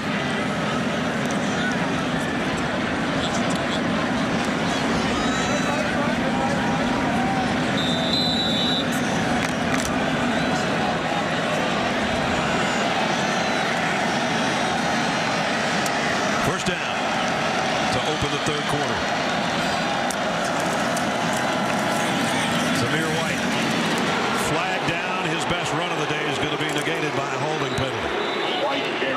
Boy, there's enough Georgia fans here to actually have the Zeus when Zamir White carries the ball. Yeah, I think it's on Warren McClendon that time. The right tackle just grabs. Number 70. 10-yard penalty. It is on McClendon, number 70. Watch the right tackle right here. His man tries to go for the linebacker on the blitz, the late blitz.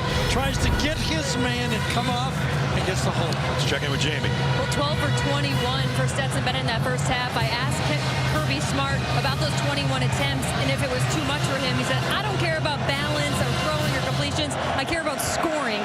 So take that for what you will. Defensively, guys, you're going to keep seeing that rotation on the line. He said those players are the ones that are under the weather. And as you saw Jamie, you saw JT Daniels standing right next to her with his helmet on. We'll wait and see if we see him sometime today. And Mitchell on the catch, the guy that owned that last drive until the throw to Cook. A.D. Mitchell, that's 5 catches for him. There's JT Daniels. He played last week in the win over Missouri, threw a touchdown pass. But right now it's number 13's ball game, leading 24-10 here early in the third. White.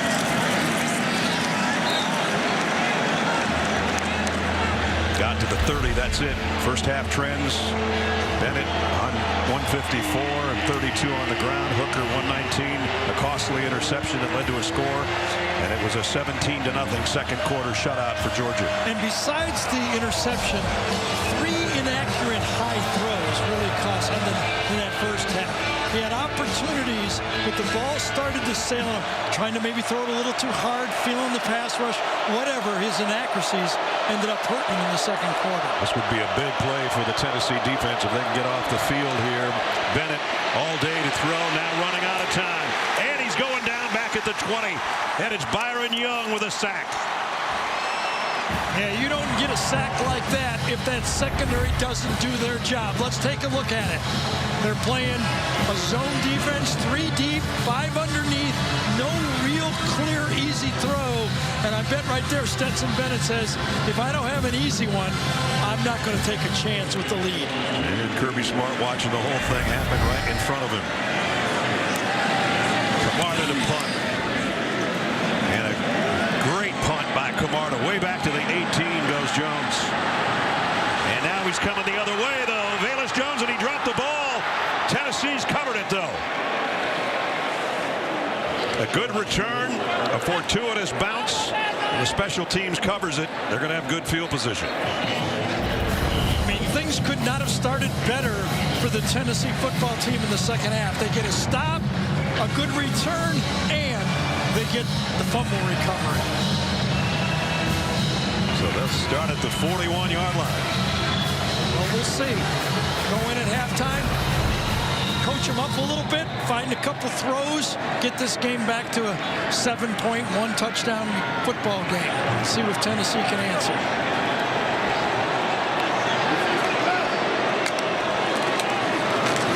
Fake it to Small. Hooker takes it himself for a couple, maybe 3. Quay Walker in on the stop.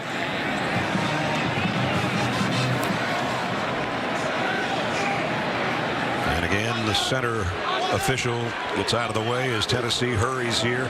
This might be a double pass. It is. Man's out there, but it just hung in the air too long, and Lewis Seen said, I've seen this before. So Lewis Seen saw something else. When he saw the quarterback go under center on the play, that tipped him off. Something a little bit different. When you put the quarterback under center, it's a lateral throw, and Lewis Seen played pass and made the play. It was Fant, the tight end, with the second of the two throws. And Jordan Davis is in the game, by the way, for Georgia. Played very little in the first half after going down on one knee and being shaken up. 3rd down and 7. Hooker on a slant, complete. And Tillman's got it down to the 41-yard line of Georgia. 3rd down conversion, a little bit of a pick, done nicely of Velus Jones that time. Just enough of a rub not to get called. Looked like a false start on the right tackle that time. So good news for Georgia. Jordan Davis was in there on 1st and 2nd down, went out for that 3rd down play, but to have him healthy is big for Georgia. Offense, number 68, 5-yard penalty, 1st down. So that takes him back outside the 45. That was Cade Mays, former Georgia Bulldog. His brother Cooper, the center. His dad played here, was a captain, former captain, as an offensive lineman for the Vols. Jabari Small will be wrapped up by Nolan Smith, who we highlighted in our lineups earlier in the ball game. Yeah, it's hard to pick out the stars on defense. You can highlight anybody. Here's Hooker, the quick throw to the outside, wide out screen to Keaton. And Georgia's got 4 or 5 guys there to hold him up. They do, and you know those completions, a few yards, but not enough. 3rd and long again. You got to think Tennessee, are they going to? Well, they do hurry up. Georgia had too many guys on the field. Long ball is tipped away at the last moment by Kendrick, who had the interception earlier. They got flags all over the place. Well, Georgia tried to get their nickel or dime defense out there, and Tennessee went fast. As soon as they saw a substitution, they went kind of like a mayday, mayday call and hurried up the play. Georgia had about 16 guys on the field at the time. And then at the end of the play. And pass interference and too many men on the field, I think, on the play. We'll let James Carter tell us. There were 2 fouls on the play, both by the defense. Illegal substitution, more than 11 players in the formation. That penalty is declined. Pass interference, defense, number 29, 15-yard penalty, automatic 1st down. Well, the danger that Georgia tried to do was substitute when the ball was on the far hash that time. That's what cost them. If it would have near hash, they would have got away with it. They could not get their big guys off the field in time. Just too far to run. Yep. So it's a 1st down at the 23.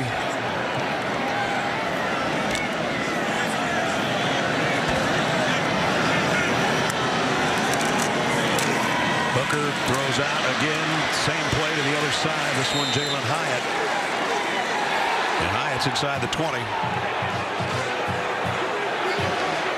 Again, just getting lined up quick enough against these guys is tough. Georgia barely did. Hooker loads, goes to no man's land, incomplete. Well, that was a play that set up all the way to try to get the look of a quick screen on a hurry up and go deep with the football to Warren, and obviously Georgia was ready for it.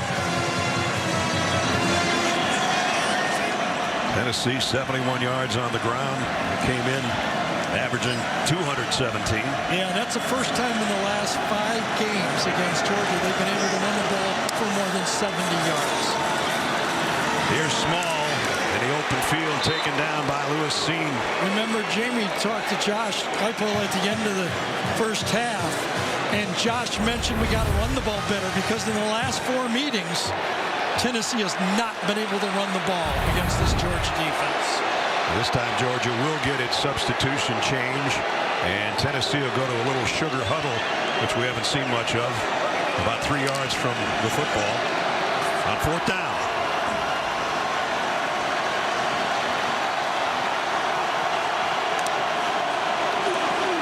Hooker rolling left, looking to throw, back across his body, incomplete, out of the back of the end zone. Nowhere to go with the football. Defended perfectly by Georgia. There's a reason why they're only giving up an average of 6.6 points a game. It was an unbalanced line, somewhat of a gimmick play, nothing available. Georgia takes over on downs.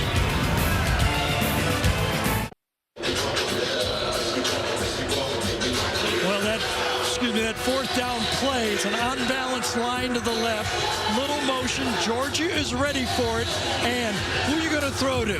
Here's the number 1 receiver covered, number 2 receiver covered, number 3 receiver nowhere to go with the football. And I got number 33 and number 4 in my face, so that's what happened to Hooker on that play.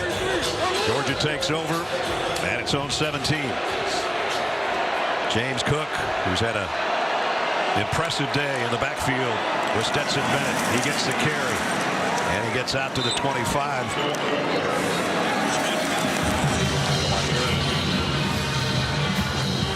Stetson Bennett, the 4th. His grandpa, Buddy Bennett, coached at a lot of different places, including East Tennessee State, where his defenses were so good. They call it Bennett's Bandits. They intercepted 37 passes one year.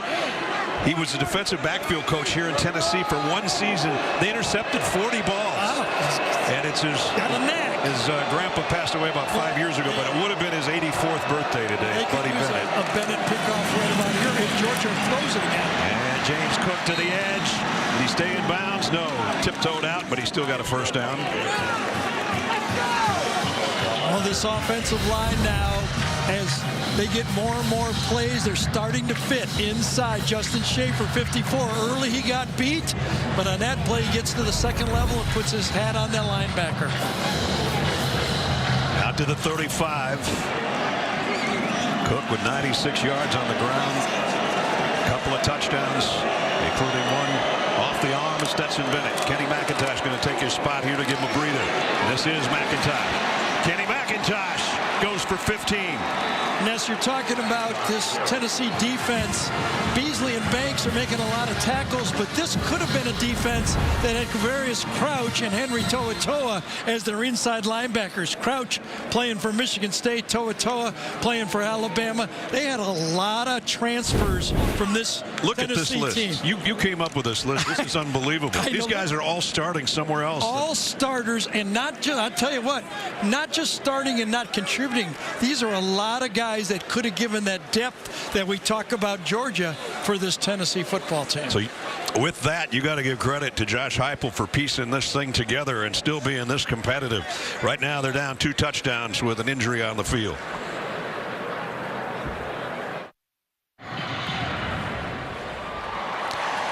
The Home Depot SEC on CBS is sponsored by State Farm, Dr. Pepper,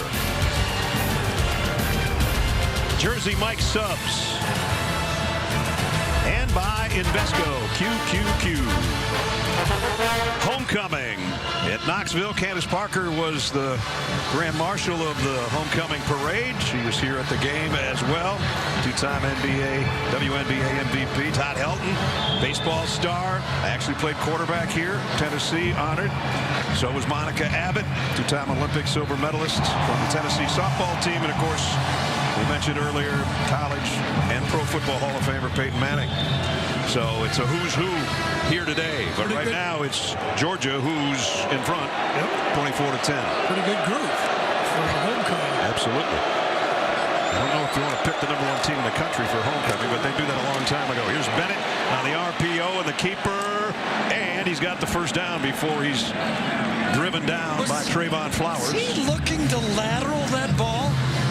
He's kind of got a wry smile on his face. Watch when he gets out. Who's he going to lateral to? There's nobody out there. Yeah, somebody comes from behind there, and I think he's looking at at the end of it, can he lateral the football? Oh, at the very end. Yeah, right at the end of the play. Yeah, you don't want to get that fancy. Anyway, he got a first down to the 40. Now he's going to throw on the flat. That one got tipped at the line of scrimmage. Getting a hand in the way was Jaquan Blakely. Just one more look, just curious. I mean, is he crazy enough to actually kind of look at him, look back there? No. He said, that's a lineman. I don't try. Tight end, maybe. Patrick. Yeah.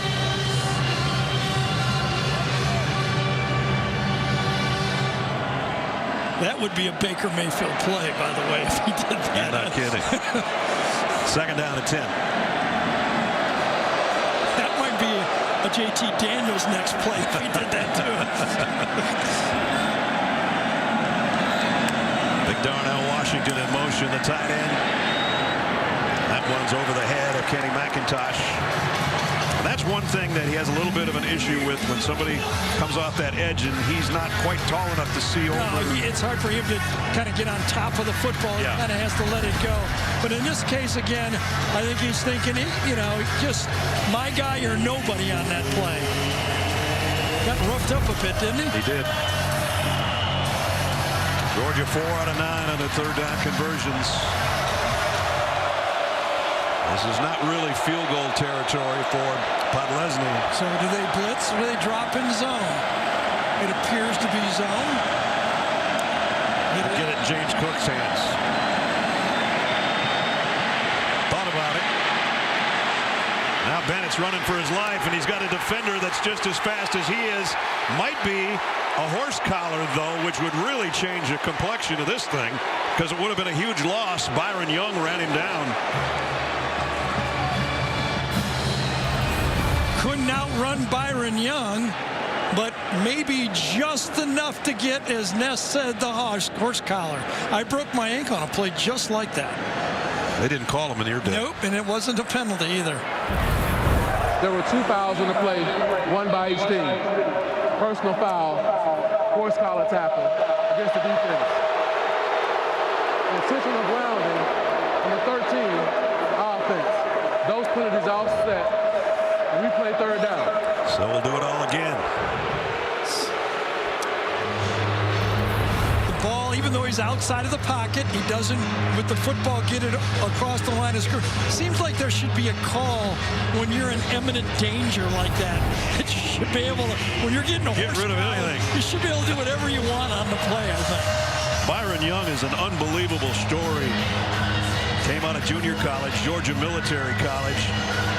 And he walked on and tried out there. He's working at a Dollar General store, and now he's playing in the SEC.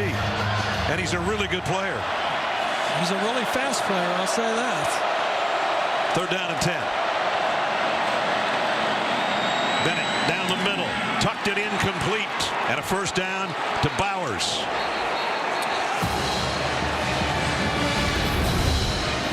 Stop route. He knows he's going to Bowers one-on-one. The ball's halfway there when Bowers turns around. Remember that pass against Florida, similar for a touchdown. And that was to Bowers, too. Yep. Threw it early, feathered it up. That one was halfway to Bowers. And he knew it. He had a one-on-one, and he liked the matchup, and he let it go.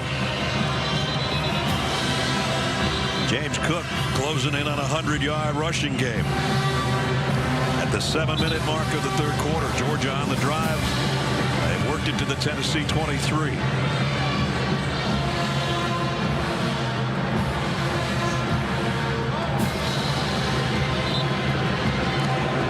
Stetson's gone 25 throws, the most I've done all year. I need a little liniment done. That's right. And if I complete one more, that's going to be more than I've completed all year.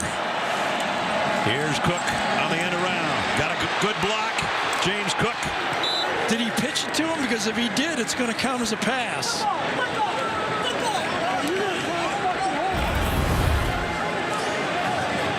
It is. Yep. So there's your 15th completion.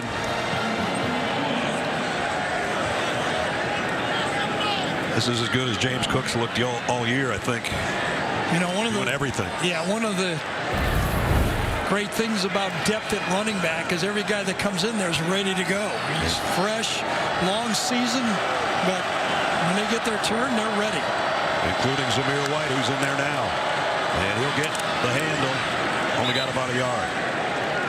Jeremy Banks, another tackler. He's around the football a lot, number 33.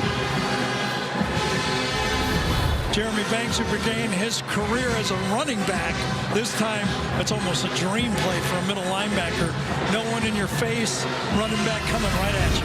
Coming off a 14-tackle game in the win over Kentucky, and his season high in tackles last year was 8 against Georgia. On 99 plays, you got a lot of opportunity. That's right. Here's the pitch to Zamir White. Oh. There's a collision, and he still got it inside the 10. Alante Taylor.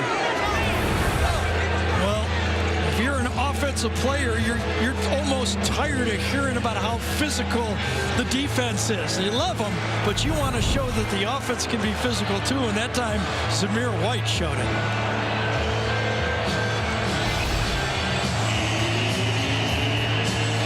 Georgia now racking up the time of possession, the yardage total, and looking to add more points here at the 9-yard line. 3rd down and 4.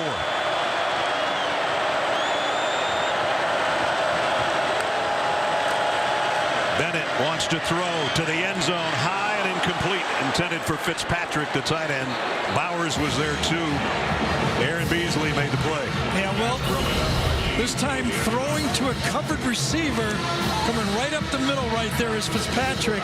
He knows it's a stop and go, cover 2 coverage. Good job that time, taking the stop and go route and making it for nothing. Beasley does the job for Tennessee. So that brings out the field goal unit.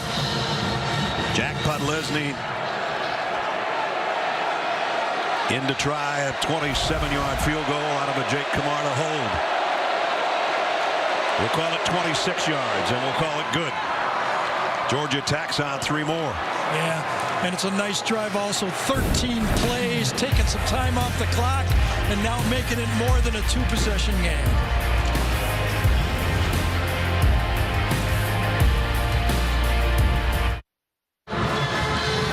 Top-ranked Georgia now by 17 with 4:41 to go in the 3rd quarter.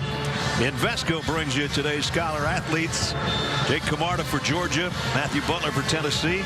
Invesco proud to support student athletes on and off the field with a donation of $1,000 to Georgia and Tennessee's general scholarship funds. So during a commercial, Ness mentions me. Remember earlier we mentioned about Adele, and you just go Adele, Bruno Mars, you know? Yeah. You said that's my guys, that's my music, and you said I'm a Kenny Chesney guy. Yeah.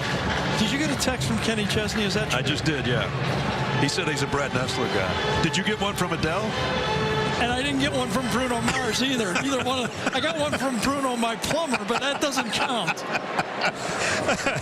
It will if you have toilet problems at home. Exactly. Kenny Chesney is texting you during the game. Well, he's a big Tennessee fan, one of the biggest. There you go. Actually did a movie about Conbridge Holloway. He was part of Jamie's halftime report about Sonic. That's why he always doesn't listen to me. He's talking to Kenny Chesney. I don't blame you, basically. Georgia's defense, they have clamped down since really the opening 2 drives for Tennessee. Yeah, and if you look at this, one of the reasons they have is they just don't give up big running plays. For the season, more than 200, almost 300 plays, only 2 for more than 20 yards running the ball. Amazing.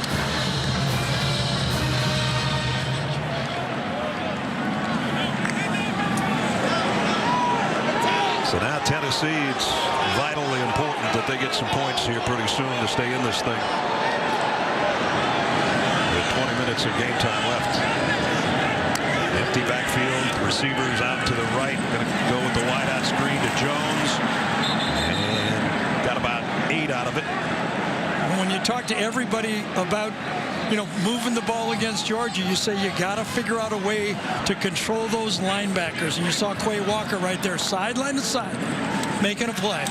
Hooker going back to the right side again. Tillman broke a tackle. He's big and physical, and he gets some good yardage down the far sideline to midfield. We're very close to it.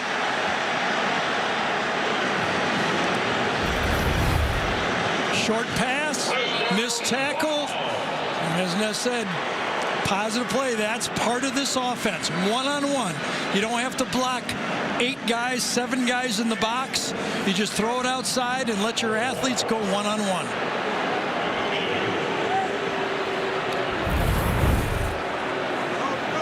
That's big. Tramel Walthauer, who's down for Georgia right now. They work on his lower right leg or ankle. We'll take a timeout. Be right back.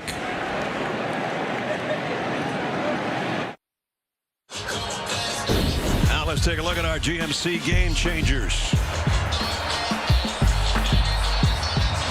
Stetson Bennett, the fourth, showing his wheels on that touchdown run of 9 yards. Showing the accuracy and then firing it down the middle to A.D. Mitchell on the drive before halftime. And then the perfect shot to James Cook to give them their 24th point. So there's his numbers. And through the whole game, Todd Monken has kept him in balance and never out over his skis. He's been in control.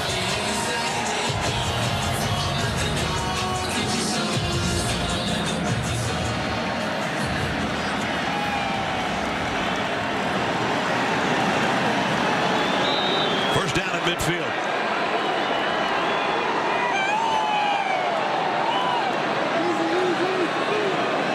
Now they bring the tight end Fant back in, motioned out, bringing everybody a little bit tighter. Booker low snap. He's going to run with it all the way here. Does a nice job of it. Picked up 7.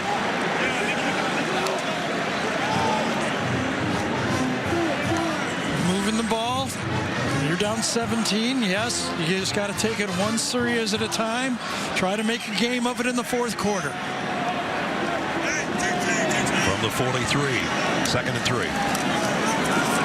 Small hit in the backfield by Nolan Smith, and he falls forward. He's going to be about a yard shy of the first down, though. I think we're going to get back-to-back runs here. The situation earlier in the game, they didn't pick up a short yardage in this one. They had 3rd and 4th down. Oh, and Hooker's going to be knocked down by Kobe Dean in the backfield. Wow. He's something. Yeah, this one should have been handed off. This might have been a read into Kobe Dean playing that defensive end from kind of the bear look when he shifts out to the outside, and that was a give all the way. You can't keep it. That guy's tracking you. And now instead of 2 runs, you're 4th and 5. No choice but to go for it here. Right. Under 3 minutes in the 3rd, trailing by 17. Georgia stopped them on a 4th down a little bit earlier.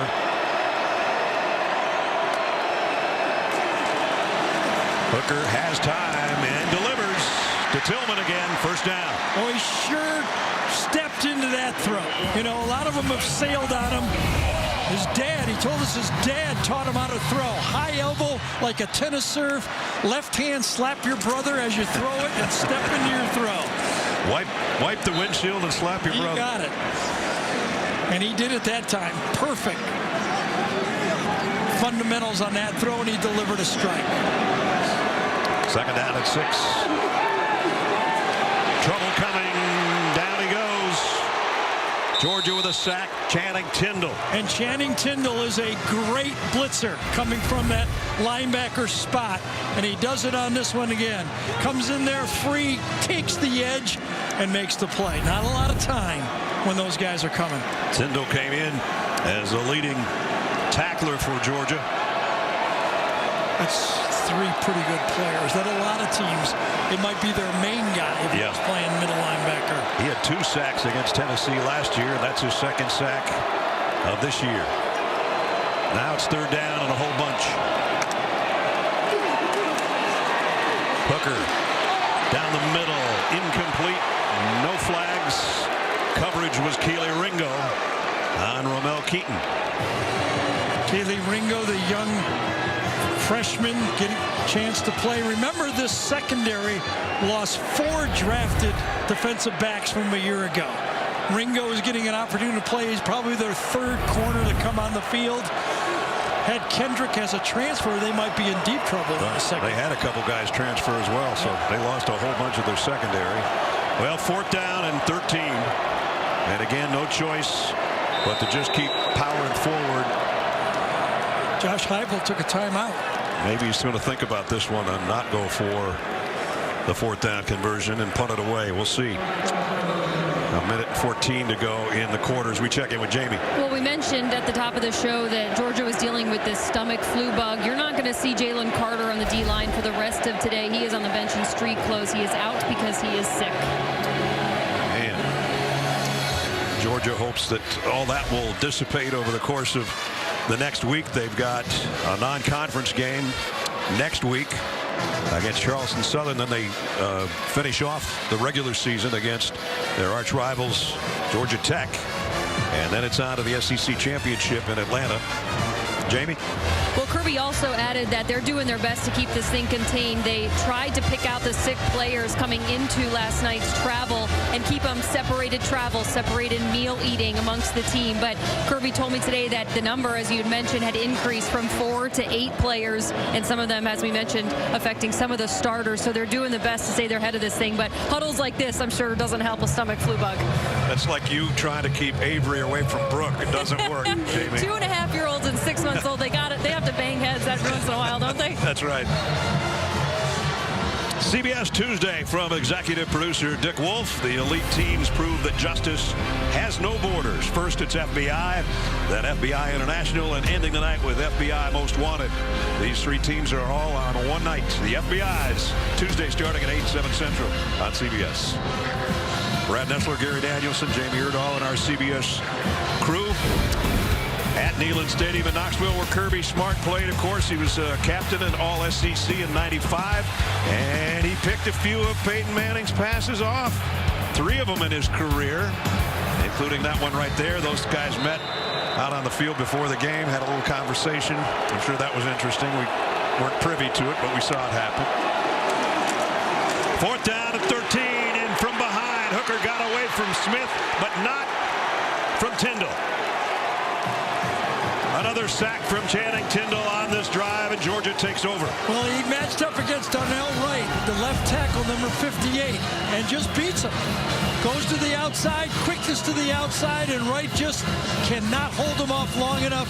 And that athletic speed around the corner, you can see it. It just pops when those guys, those big, fast defensive ends, tough to handle for any tackle in college ball.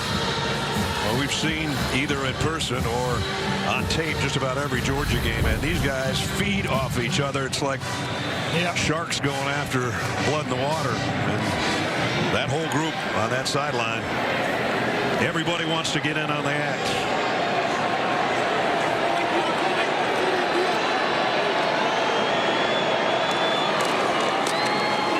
Zamir White. He's had a tough go of it today. James Cook's done most of the damage on the ground. Yeah, he's under 30 yards, rushes even to 30 yards. He's carried the ball 9 or 10 times. He hasn't been able to bust one in the game. No. The clock becoming the Volunteers' enemy as well. White goes out. Might be coming up on the final snap of the quarter. Kenny McIntosh in the backfield with Stetson Bennett.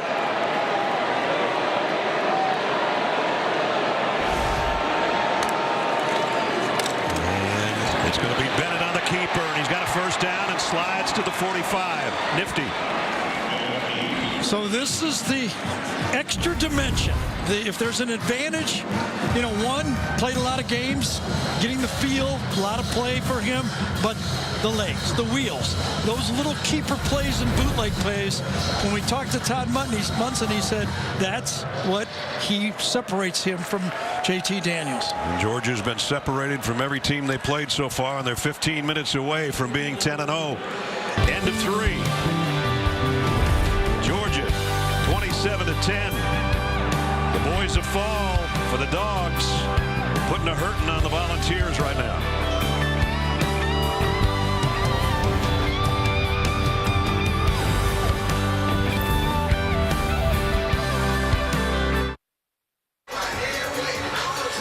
The Home Depot SEC on CBS enters the 4th quarter in Knoxville. Top-ranked team in the country leading the Volunteers here. 27-10.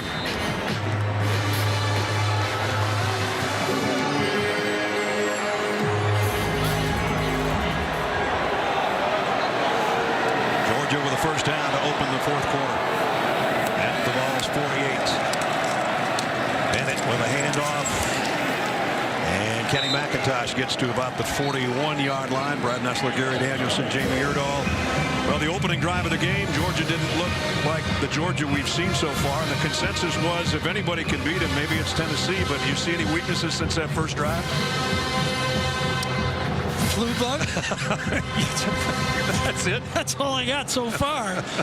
Maybe you might want to attack the secondary, but that's easier said than done with this pass rush that they got. Empty backfield. Bennett throws complete. Darnell Washington. Courageous throw that time by Stetson Bennett.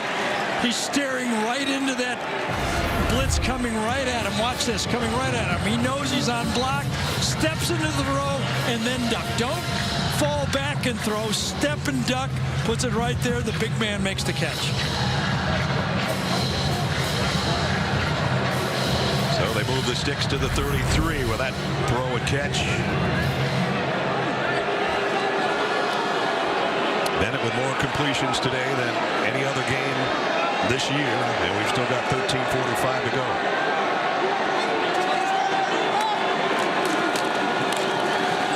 Wants to throw again. A little bit behind his receiver, but he made the catch. Burton, and he's still going. Wow. All the way down to the 11-yard line. This is an RPO. The offensive line is running a running play. Watch this. Downfield. He's blocking a run. Pull it out. Throw the slant right behind. Beautiful catch. Burton coming off a 3-catch, 76-yard touchdown against Missouri last week. Probably his best performance since he's starting to get healthy. And now the numbers are starting to pile up for Stetson Bennett. Kenny McIntosh up the middle. He's down to the 5. So those offensive linemen are turning around and clapping. You know they're doing something well when you turn around and start clapping. This time, big Broderick Jones in for Salyer, number 69. 59 makes the second level block. And right now, those season of plays, 80 plays a game, this Tennessee defense is facing, starts to mount up as Georgia basically does whatever they want in this drive.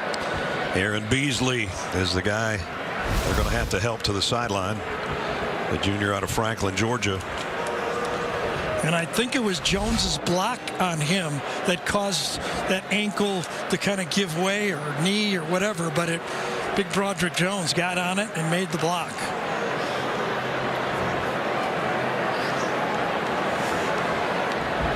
This is a long walk for the two guys helping out Aaron Beasley.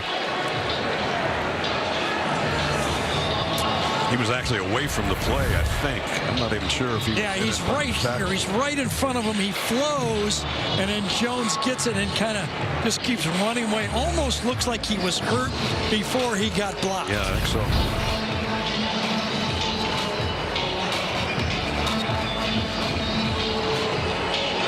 And his head coach there to meet him, Josh Heupel. And when we talk to the players, the one thing they said about Josh Heupel is he loves us. Yeah. I mean, he just takes us for what we are, doesn't say, what you aren't. He's just right in the middle of the screen. You're going to see it again. Oh, yes. Oh, yeah. He turned his ankle before Jones made the block. Slipped. Yep, his left ankle. Georgia can get a first down without scoring.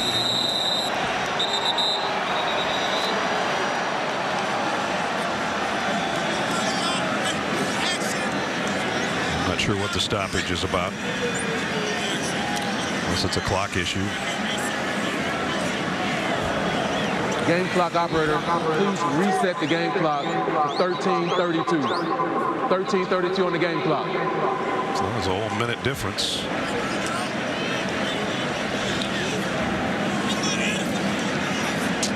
And we've got it switched up. Again, line of scrimmage is the 5. Georgia can get a first down at the 2.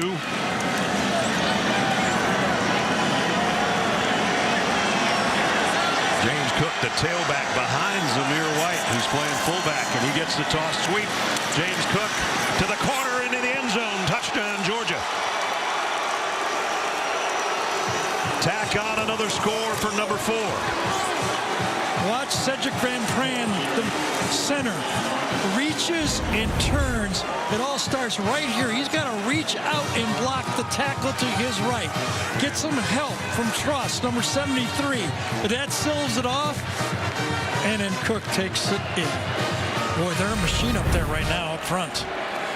Zamir White did get a good block as far as leading the way as well. I-formation fullback, take it around the end, old hobnail boot offense right there, right? But Lesney's extra point is good. With 13-14 remaining in the ball game, James Cook having himself a day, capping a 60-yard march with that touchdown run.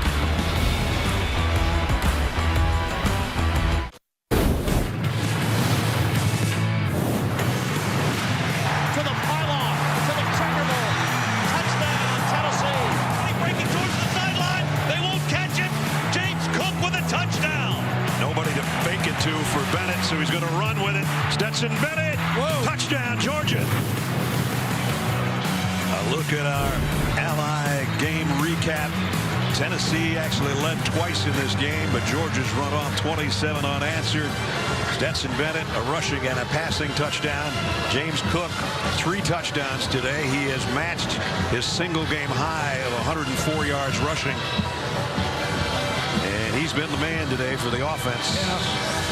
And as the sights for this Georgia program now is completely set on winning a national championship. They've got a team good enough to win a national championship, and they're doing it in a style that a lot of people thought has left college football. You know, the past few years, Bama, LSU, Clemson, and Bama all run it with kind of a spread offense. Right. This has gone back all the way to Alabama 2015, playing a team built around a defense and a quarterback. Remember, Jacob Coker was a quarterback on that team. You know, not the main guy. A lot of people thought this style of football couldn't win anymore. Well, we're going to see. Like we just said, 2 regular season games left, and then a date in Atlanta against the winner of the West. Maybe it's Alabama, and if so, then it'd be number 1 against number 2 if nobody loses between now and then. Fair catch called for. Tennessee will bring it out to the 25-yard line. Speaking of Alabama, next Saturday, 3:30 Eastern, another afternoon of the SEC on CBS. Should be a good one. Number 25, Arkansas in Tuscaloosa to take on the Tide. It all starts with the drive to Atlanta presented by Mercedes-Benz, followed at 3 Eastern by State Farm College Football today. That's all next Saturday right here on CBS. And the West Side, you say, what's it look like? Well, tonight, Ole Miss and Texas A&M. We'll be watching that one on the iCruiser bus. Ready. And then LSU, and next week Arkansas, and then Auburn in the Iron Bowl for Alabama. And remember, Texas A&M, the only blemish on Alabama's record is Texas A&M picking them off at College Station. Cedric Tillman in the open field, down the sideline and out of bounds at the 25. So a big play for the Volunteers. So one broken tackle, little slant on the play, not handled well enough, breaks the tackle from Kendrick, and it goes and pops for a huge play. 50 yards, 51 in fact, to the 24. And a quick throw back to him. And Tillman wrapped up at the 20-yard line. But a quick strike and a big gainer as Tennessee back cooking here on offense. So you always know those slant passes, they're going to gain yards. As we have another Georgia player down on the field.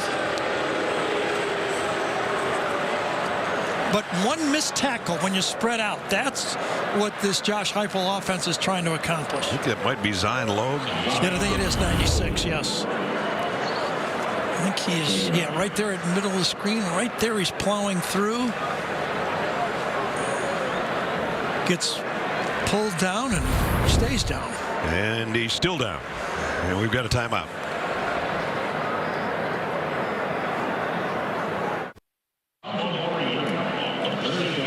The Home Depot SEC on CBS is sponsored by T-Mobile, Allstate, Wheels Up, and by Sonic.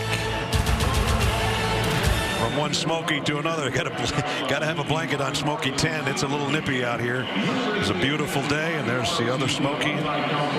Lindsey Nelson's daughter, Nancy, was once the Smoky mascot in that costume back in the day. And Lindsey last night was honored, posthumously, obviously, as a member of the ROTC here in Knoxville. Of course, longtime voice around here that everybody loved, and had an opportunity to meet him a few times. Great guy. We used to go home after church every Sunday morning, and he's doing the replay of the Notre Dame game. We pick up the action later in the third quarter.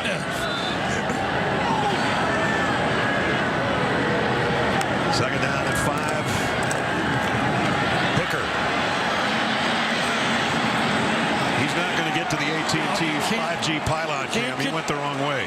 No, it was going to be a quick screen. It was covered well. He had to go and just try to get what he could, but you're not going to get outside Quay Walker. Nope.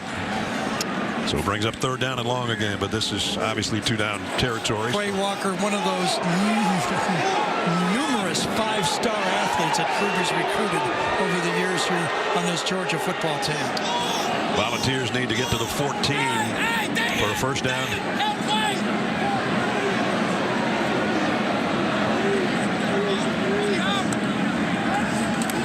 Hooker wanted to throw, I think, and now he's over the line of scrimmage, I believe. Incomplete pass.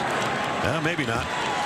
It has to be everything past the line of scrimmage. Even if your back foot is behind the line of scrimmage, it will. But he's over it. Well, it was close, wasn't it? If the blue line is correct. Right. Starts. I think his right foot was right on the line. The linesman's right there looking at it. Close enough not to make the call, it looks like. Fourth down.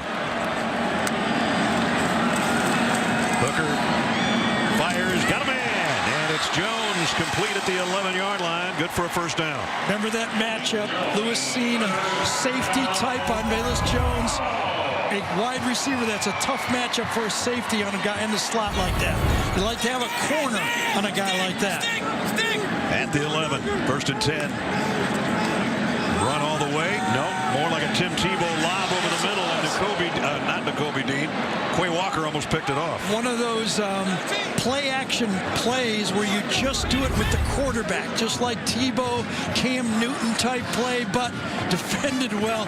Look at that defense. Quay Walker smelled it out and got back in there, almost overran it. Big Jordan Davis almost got Hooker before he let go of that thing. Yep.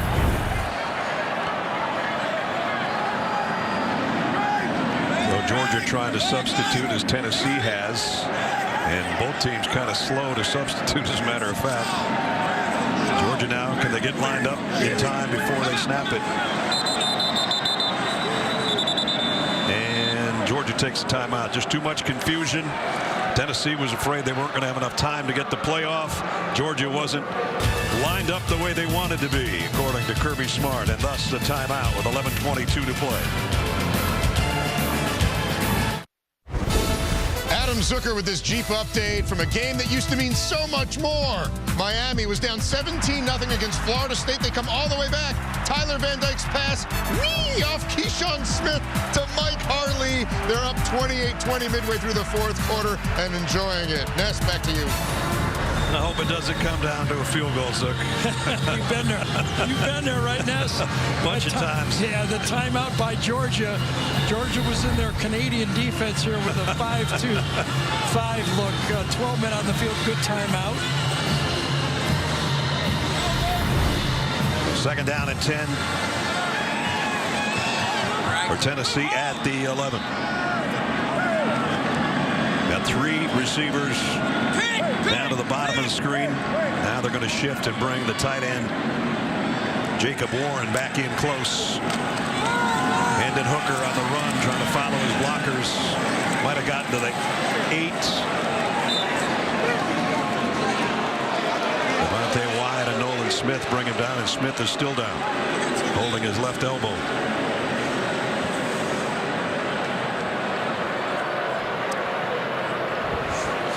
Every time somebody ends up on the deck now on defense, the fans that are remaining start booing, but in this case there was nothing hurry up about this.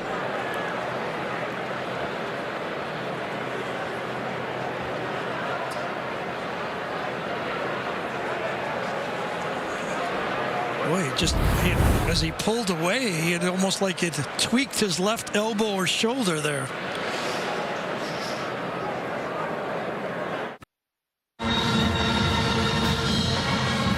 Smith in and out and back in the medical tent for Georgia. I think Devontae Wyatt, number 95, right here as he hits the late tackle, he catches Smith's elbow or arm on the play and kind of catches it and kind of tweaks it on the tackle, and then Smith doesn't know it until right at the end when he releases.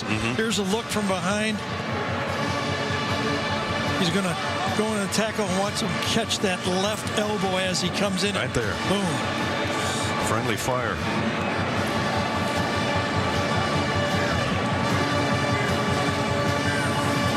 Meanwhile, for Tennessee, it's 3rd down and 6. Need 2 downs to get to the 1 if necessary, or the end zone. Hooker. Flushed out of the pocket. Down he goes way back at the 20. Ball is out. Georgia tracking it down, and they pick it up. Trayvon Walker steps out of bounds with it, if indeed it's a fumble. The officials say it is. So how about this? A 3-man rush and really 2 spies on the play. Tracked down by Tyndall, and Dean was ready as well. That's Tyndall's 3rd sack of the second half. Yes. They read 3-man rush and then 2 linebackers just waiting for the quarterback to break out of the pocket. So Georgia has stopped Tennessee on 4th down plays on the last 3 drives, and with it they kicked a field goal and scored a touchdown. But again, there's Tyndall with sack number 3. The ball comes out because his body was never down. Hooker's body was on top of Tyndall's when the ball came out. And they're going to check this. But let's see if what we think is. Now his hand is down. Well, his body's still on Tyndall. Was his left elbow down? That's the question. Forearm, elbow, that's the question. Watch his left arm here. Gene Steratore is with us. And Gene, what do you think? I was anticipating what Gary was going to go with hand, but I'm going to fill in on it, Brad. I was also looking at Hooker's right ankle as his leg gets bent underneath of him. If his right shin is down, he is down by contact. The ankle or that side of the foot would not put him down. I think the ball becomes loose before the left elbow hits, and I do believe it's just the right ankle. I don't see a shin. There's a great look. It just looks like the side of the foot, so that keeps him up. And then as we go down here, it appears to me that he's begun to lose control before that forearm hits the ground. Going to be Georgia ball anyway. Yeah, 4th down anyway. It's just where does Georgia get the ball? Right. Tyndall will still get credit for the sack. That sneaky Gene was looking at that right ankle. I didn't see that. Oh, he's got that little extra experience looking for that stuff we don't know. I've got to hold one every once in a while, Gary. You know, I got to put one in my pocket. I don't blame you. He's hiding his cards. Right there. Yeah, that's a great look at it. Gene's going to win this, isn't he? I think so. After review, the ruling on the field stands. Fumble recovered by the defense. 1st down, Georgia. Okay. I think we did a better job than they did, tell you the truth, Gene. You should have got the win on that. I'm with you on that one, Gary. That's a loss of 20 as well, and also a loss of an opportunity to cut into the lead here. Yeah, and that's going to take that rushing yardage down, you know, under 70 yards again for the game. The Spike squad, I think they had to let Tyndall just keep that on the rest of the game, the way he's played this second half. And I was wondering whether we'd see JT Daniels maybe with a 34-10 Georgia lead, but it's Stetson Bennett. And Zamir White. And Zamir White finally broke one and almost broke it open. Out across the 40. What Zamir White can do. Sooner or later, he's going to take that power and bust one of those plays. But tonight, as we've watched, it's been the James Cook show. Yeah. Amir came in as a leading rusher for Georgia on the season. And for Georgia right now, it's let's get off this field. Nobody else getting hurt. No more flu bug, and take it to the house and go to the next game. Get back to Athens and get some chicken soup. 10 minutes to go. White again. And White now taking people with him. And this is a case sometimes they get kind of tired of trying to tackle number 3 late in the game. Jamie? Well, you mentioned potential seeing JT Daniels here in the fourth quarter. There's a lot of commentary about this quarterback dynamic, and Kirby Smart has maintained confidence in both of these quarterbacks, and I feel it's important to tell everybody that the dynamic between Stetson Bennett and JT Daniels on the sideline is truly leaving Stetson as the starter. JT supports him in a way that all quarterbacks do, talking over indicators of coverage and what they're seeing, but it's not as if these two are still battling. The team understands that this is Stetson's spot, and JT is working with him hand in hand. We saw JT's parents, Steve and Allie, outside the hotel this morning as Zamir White's going to get another first down and get into Tennessee territory. This is the first week that he's felt good enough. There's his mom and dad. You can't look more like your dad than you. He does. He does. But they said that this week, Jordan Palmer, his personal quarterback guru, coach, whatever you want to call it, flew into Athens, and they kind of went through all his mechanics and all that, trying to get ready for the end of the season.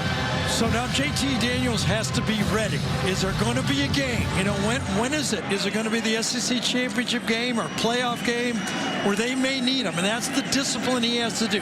He owes it to his teammates to be ready if it's needed.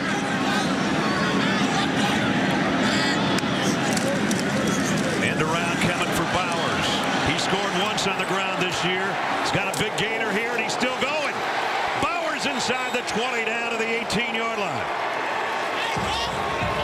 24 yards, rumbling down the field for number 19. Well, they've got their pick of plays here, and they're just letting it happen. Anything they want, they just are dialing up. And right now, this Tennessee defense is going, we're not going to win the game, and they're blocking us pretty well right now. That is one impressive freshman, number 19. And all the tight ends gang up on the left side. That's where Kenny McIntosh is, to the left of Bennett, and he gets the underhand toss. McIntosh, and he's down inside the 10 to the 5. Well, the tough thing, and we've talked about this formation, and I predicted more teams would be doing it. 3 tight ends in the field. It's like having 8 offensive linemen and 3 of them being eligible to go out for a pass. It's a tough formation. If you've got those type of versatile players that can block like Bowers does right there and still go out for passes with speed, that's a valuable formation for this football team. They outflank you and outmuscle you at the same time. They've got the same formation set up again to the left. First and goal at the 5. This time a straight handoff to McIntosh, and he is in. Touchdown, Georgia. Kenny McIntosh from 5 yards. Well, that's a way to finish a football game. A 6-play drive, all runs, and stick it into the end zone.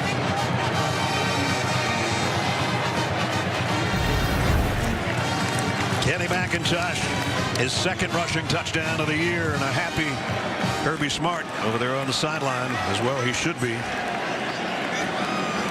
So after the fumble recovery, 73 yards in 6 plays.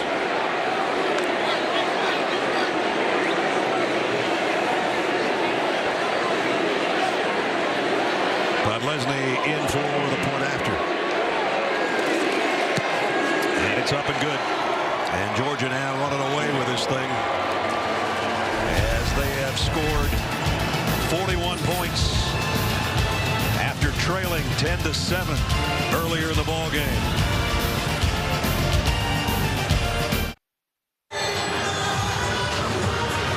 Don't forget, coming up before we're done, it's the play of the game presented by Jersey Mike Subs. That guy just made the play of the drive. Kenny McIntosh On a 6-yard touchdown run, a 5-yard touchdown run. He made the last play of the drive. There was a lot of good plays on that drive. Sure was. All running, most of them to the left. Tight ends in the game. Blocking and running, as we saw in the reverse.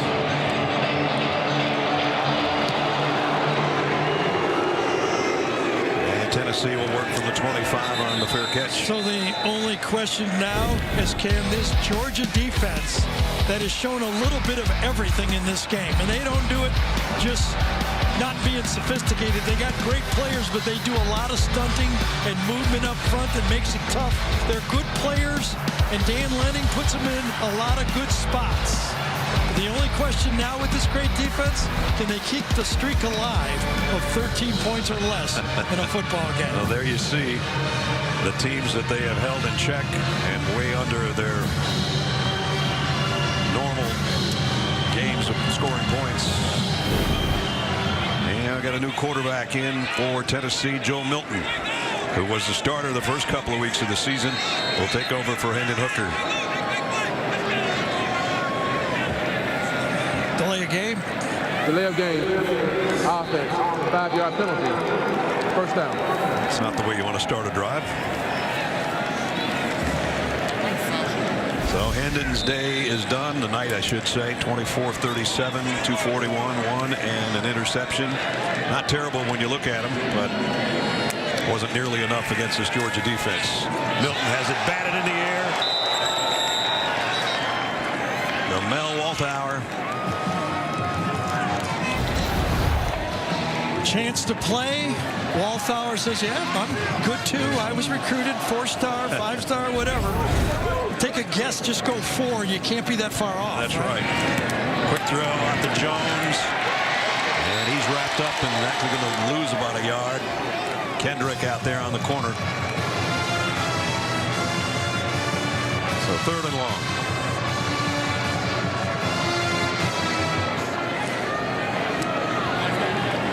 Joe Milton, a transfer from Michigan, played there 3 years before coming here to Rocky Top. Started the season, now the number 2 guy, and the number 2 guy in today.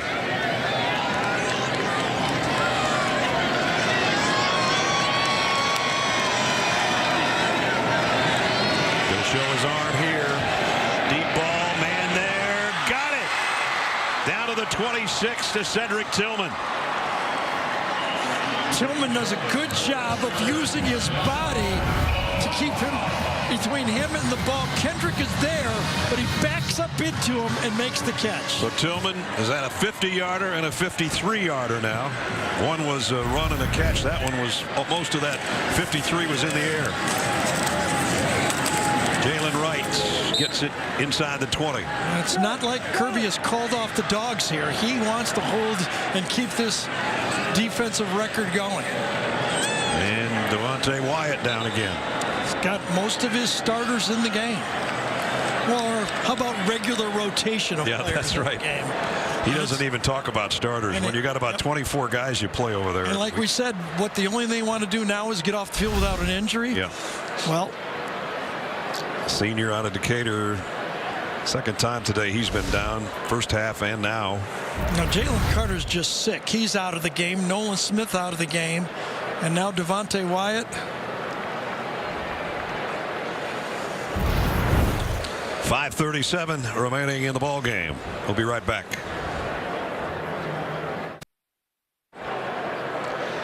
And they're just getting Devontae Wyatt up to his feet now and heading to the sideline. With 5:37 to go before Adam, Rick, and BJ will be standing by with today's best highlights and their thoughts on the always evolving playoff picture. That's coming up on the College Football Postgame Show presented by Rocket Mortgage. I'll tell you one team it was a good day for. I think Cincinnati with Oklahoma losing. That was that helps. Yep, that was one of that something to have to get it back in the picture. I know they're behind them, but an undefeated Oklahoma could be tough to handle for Cincinnati. Cedric Tillman today, by the way, 9 catches, 188 yards, which is his career best. By the way, Jordan Davis in the football game. Right here, I think he is. He's hard to miss. Milton fires to the corner, tipped away at the last moment. Lewis scene.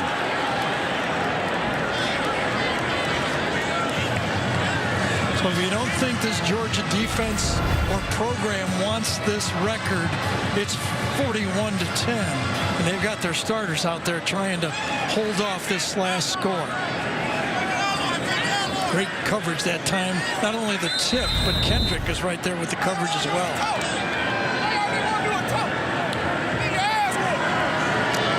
Third down and 2. And they get the 2, not by much. Jalen Wright got just to the marker. Gary was talking about the updated college football playoff standings. Alabama 59-3 win. Georgia's going to win this one.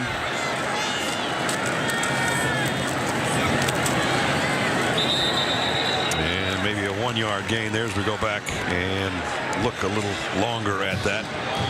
So Cincinnati over USF. Ohio State winner over Purdue. Tonight Washington State and Oregon get together. And then down there the Baylor win over Oklahoma. Oklahoma State also in the top 10. TCU tonight for them. Milton quarterback draw. Didn't draw much except tacklers. Chaz Chambliss made the tackle. That's life as being the defensive coordinator for Nick Saban or Kirby Smart. Kirby had to take it all those years at Alabama. Now he can give a little. He gives a little out. Yep. Jordan Davis trying to get off the field. I don't know if he did. Milton to the far side, caught, and it's Jones, a couple yards shy of the first down. They didn't throw a flag. I think they did. Did they? Yep. I didn't see the flag, but I did see Jordan Davis not get out of bounds before that snap. Oh, now I see the flag going down at the 2-yard line.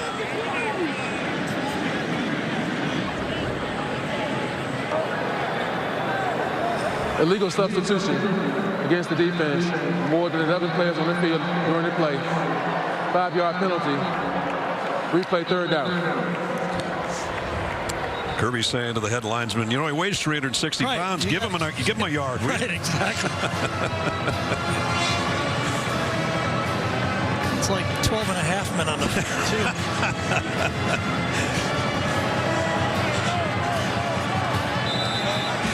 It's the most tired he's been. That's just running off the field.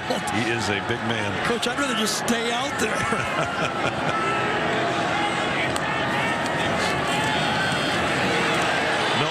Flag down, might have a holding when the pass is incomplete. There is going to be it. I think left tackle Darnell Wright, number 58, is going to get beat, just drags him down.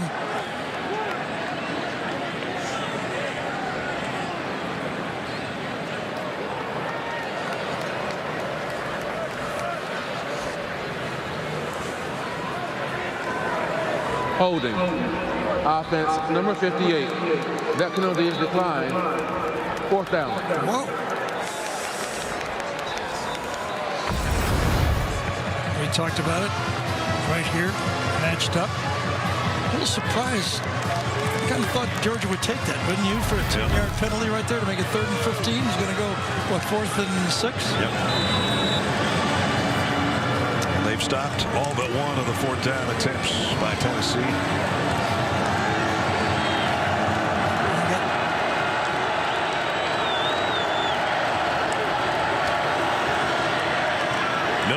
Fires to the end zone. Caught. Touchdown, Tennessee.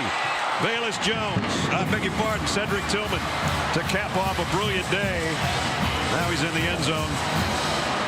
Well, Kirby rolled the dice, trying to stop him on 4th down again. And they stuck it in the end zone. Good throw. Got the outside receiver on a slant. One-on-one coverage. They blitz inside. You know you got one-on-one. Outside leverage, he takes it inside and he completes it.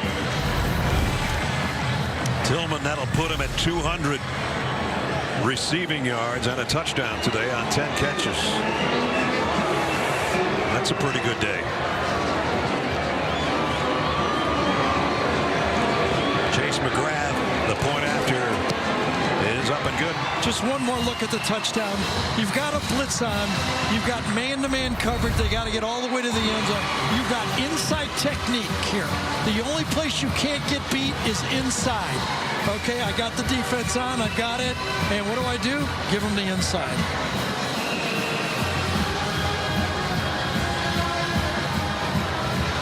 And he rifled that thing into Tillman for the touchdown. Tapping a 75-yard drive in 10 plays. About 3.5 minutes, and on fourth down, they not only convert the fourth down, they get the touchdown.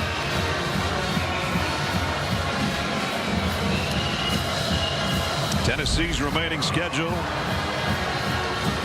South Alabama and Vanderbilt. And of course, going to a bowl game would be a nice accomplishment. And if they beat Vandy, 500 in league play.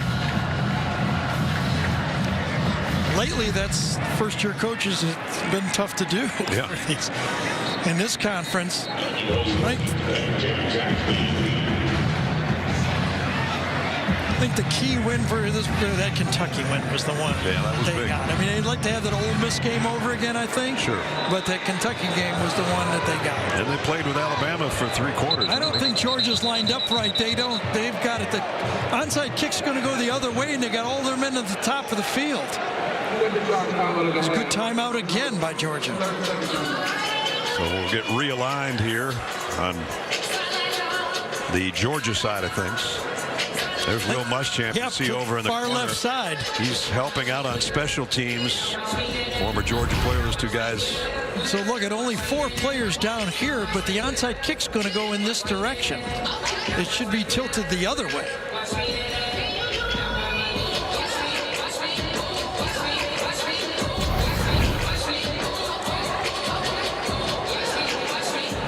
See if they got them lined up differently. They will, to a degree anyway.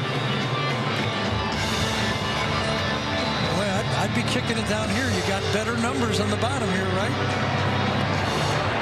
He's going to squib it down to Kearis Jackson, who scoops it at the 17. And it goes down around the 34. Listen, I didn't expect that style onside kick. I didn't either. Kirby goes, we wasted a timeout. This Thursday, everyone's talking about TV's new #1 comedy, Ghosts. Critics call it drop dead funny, hilariously spooky, and thoroughly charming. So be prepared to get scared funny with a brand new episode of Ghosts Thursday at 9, 8 Central, right here on CBS. Well, the balance of this Georgia offense in this game, 269 yards rushing, 213 yards passing. They have been able to do what they want when they want. 38 runs, 29 passes, and DeJuan Edwards. Everybody getting in on the ground game a little bit today. James Cook ties his career high with 104. Zamir White got a little lathered up on the last drive. Kenny McIntosh, 46 yards and a 5-yard touchdown. And Stetson Bennett, 40 yards and a 9-yard touchdown rushing.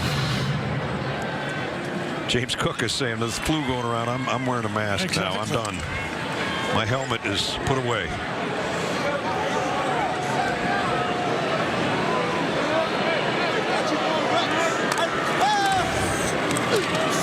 Edwards again, back to the line of scrimmage. James Cook's day, a little bit of everything. And everything was spectacular when he got his hands on it. Open field, nobody's going to catch him. Takes that one himself. And then Stetson Bennett on a perfect throw to the corner of the end zone. Part of a 3-touchdown day for James, including this last one. Got his tackle out there, got his fullback buddy Zamir White out in front of him. That's a good day.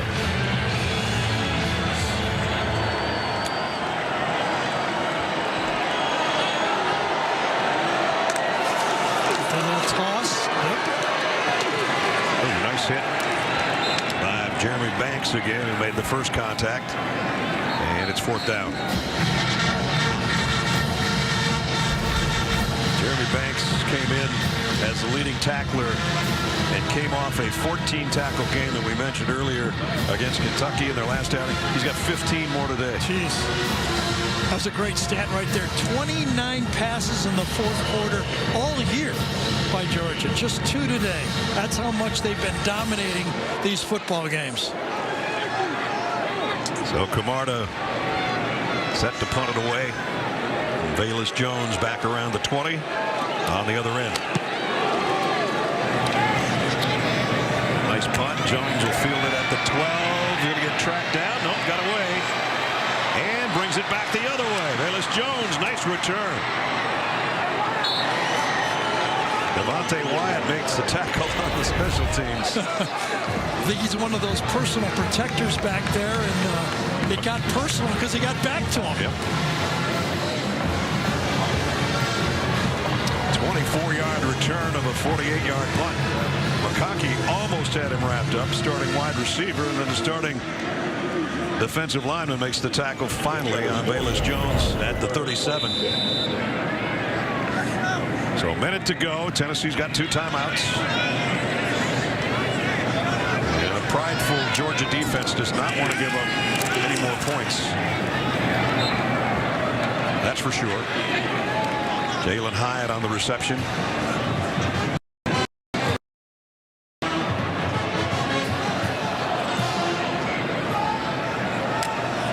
Second and 6. Milton fires complete. Same guy, same route.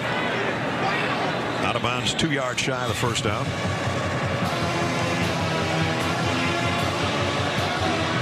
And Lanning calling the defense over there on the left in the red shirt. And they'll keep it on the ground, trying to move the sticks and get the first down, and Jamari Small does with 52 seconds left. First down.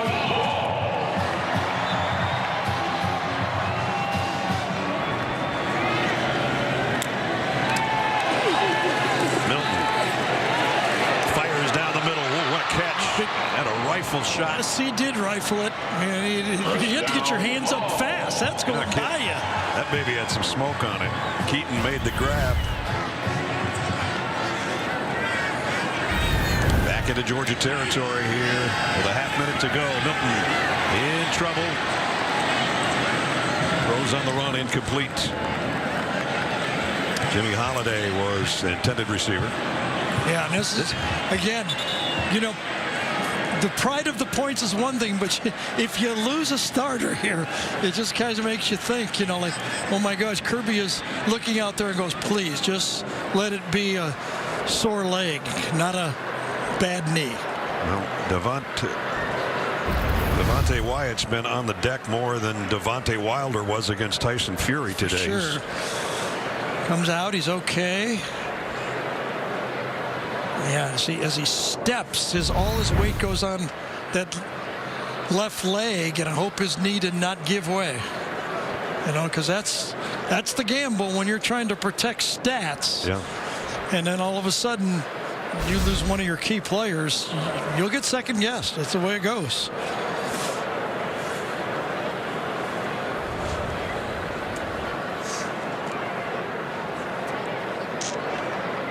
.26 seconds remaining, and hopefully not a serious injury to Devontae Wyatt.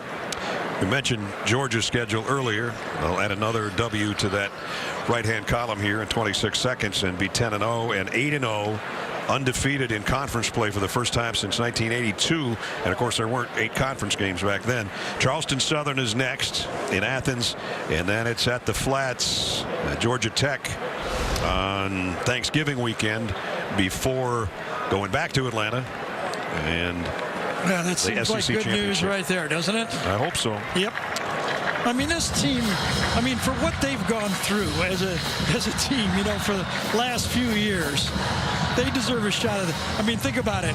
In 2017, this will be their 4th trip to the SEC Championship in the last 5 years. 2017, 2nd and 26, okay? 2018, Jalen Hurts. We were there for that one. Yep. 2019, Joe Burrow. Tough to beat that guy. 2020 was Kyle Trask and Kyle Pitts, okay? And then this year, they're back in the championship. Yeah, that says it all right there on that that lineup. That's, yep. Milton backpedaling. Flags. Going to have another holding call probably. The pass is incomplete.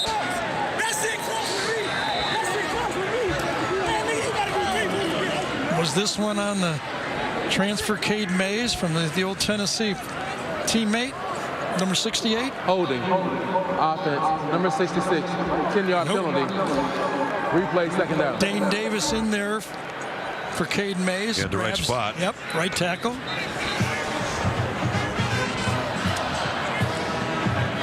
So just a couple of plays left. Second down at 20.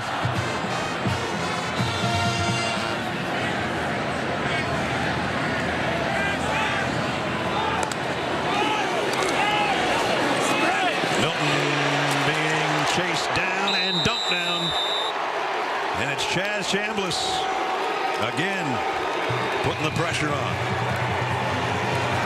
That's going to end it.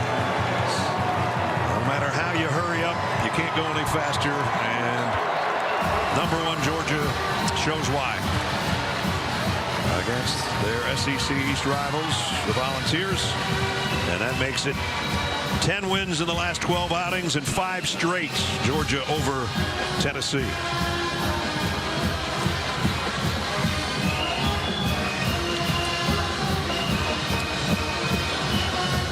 (41-17) the final. And now it's time for the play of the game. Presented by Jersey Mike Subs. And here it was, Stetson Bennett at the 9-yard line. Nobody to hand off to or fake the handoff. So he just does it on his own and scores from 9 yards out. This is how Scott Howard called it on the Georgia Radio Network.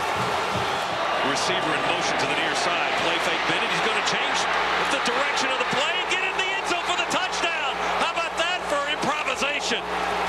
Stetson Bennett. Play fake. Roll out to the right. He had a big black shirt right in his face. He just tucked the ball, cut inside the defender, and goes 9 yards for the touchdown. Stetson Bennett. And that part of a 41-17 Georgia win makes it look like this. A perfect 10 now for the Dogs. 8-0 in conference play. And they'll be heading to Atlanta the next time we see them. Stetson Bennett's with Jamie Erdahl. Stetson, an unusual amount of pass attempts for you today. How's that arm feeling in this cold weather? Well, it's a little bit more sore from all the hits from running the ball, I say. James Cook, 3 touchdowns today, plus you connected with him on a ton of those throws. Why is it fun to play with a guy like that? He understands football. You know, he growing up, I mean, his brother and his whole family, and also he's a heck of an athlete. But he knows that whenever we split him out and it's one-on-one, I'm going to go to him, and I did, and it worked. I know you and I have talked over the last couple of seasons about how you're living out your dream right now, but you're on the road. You just won at Neyland Stadium. You're in the driver's seat in the SEC. Is that dream continuing for you every day? Yeah. You know, you try to stop being like a wide-eyed little boy and, you know, starting quarterback in the SEC, you know, eventually. But it's pretty cool. Got a few more games before the SEC championship, but it was, I mean, first time in 40 years undefeated, you know. Congratulations. Cool. Thank you. Thanks. No longer a wide-eyed boy, wide-eyed man. He is the man right now for Georgia. And Kirby Smart, a winner. Not a good day for Smokey. It was early, but then #4 James Cook and company took over for the top-ranked Dogs. For Gary Danielson, Jamie Erdahl, Gene Steratore, our entire CBS crew, Brad Nessler saying so long from Knoxville. Final score, 41-17, top-ranked Georgia. We'll get you back to Adam Zucker and the guys for the college football postgame show presented by Rocket Mortgage right after these messages. See you in Tuscaloosa next Saturday.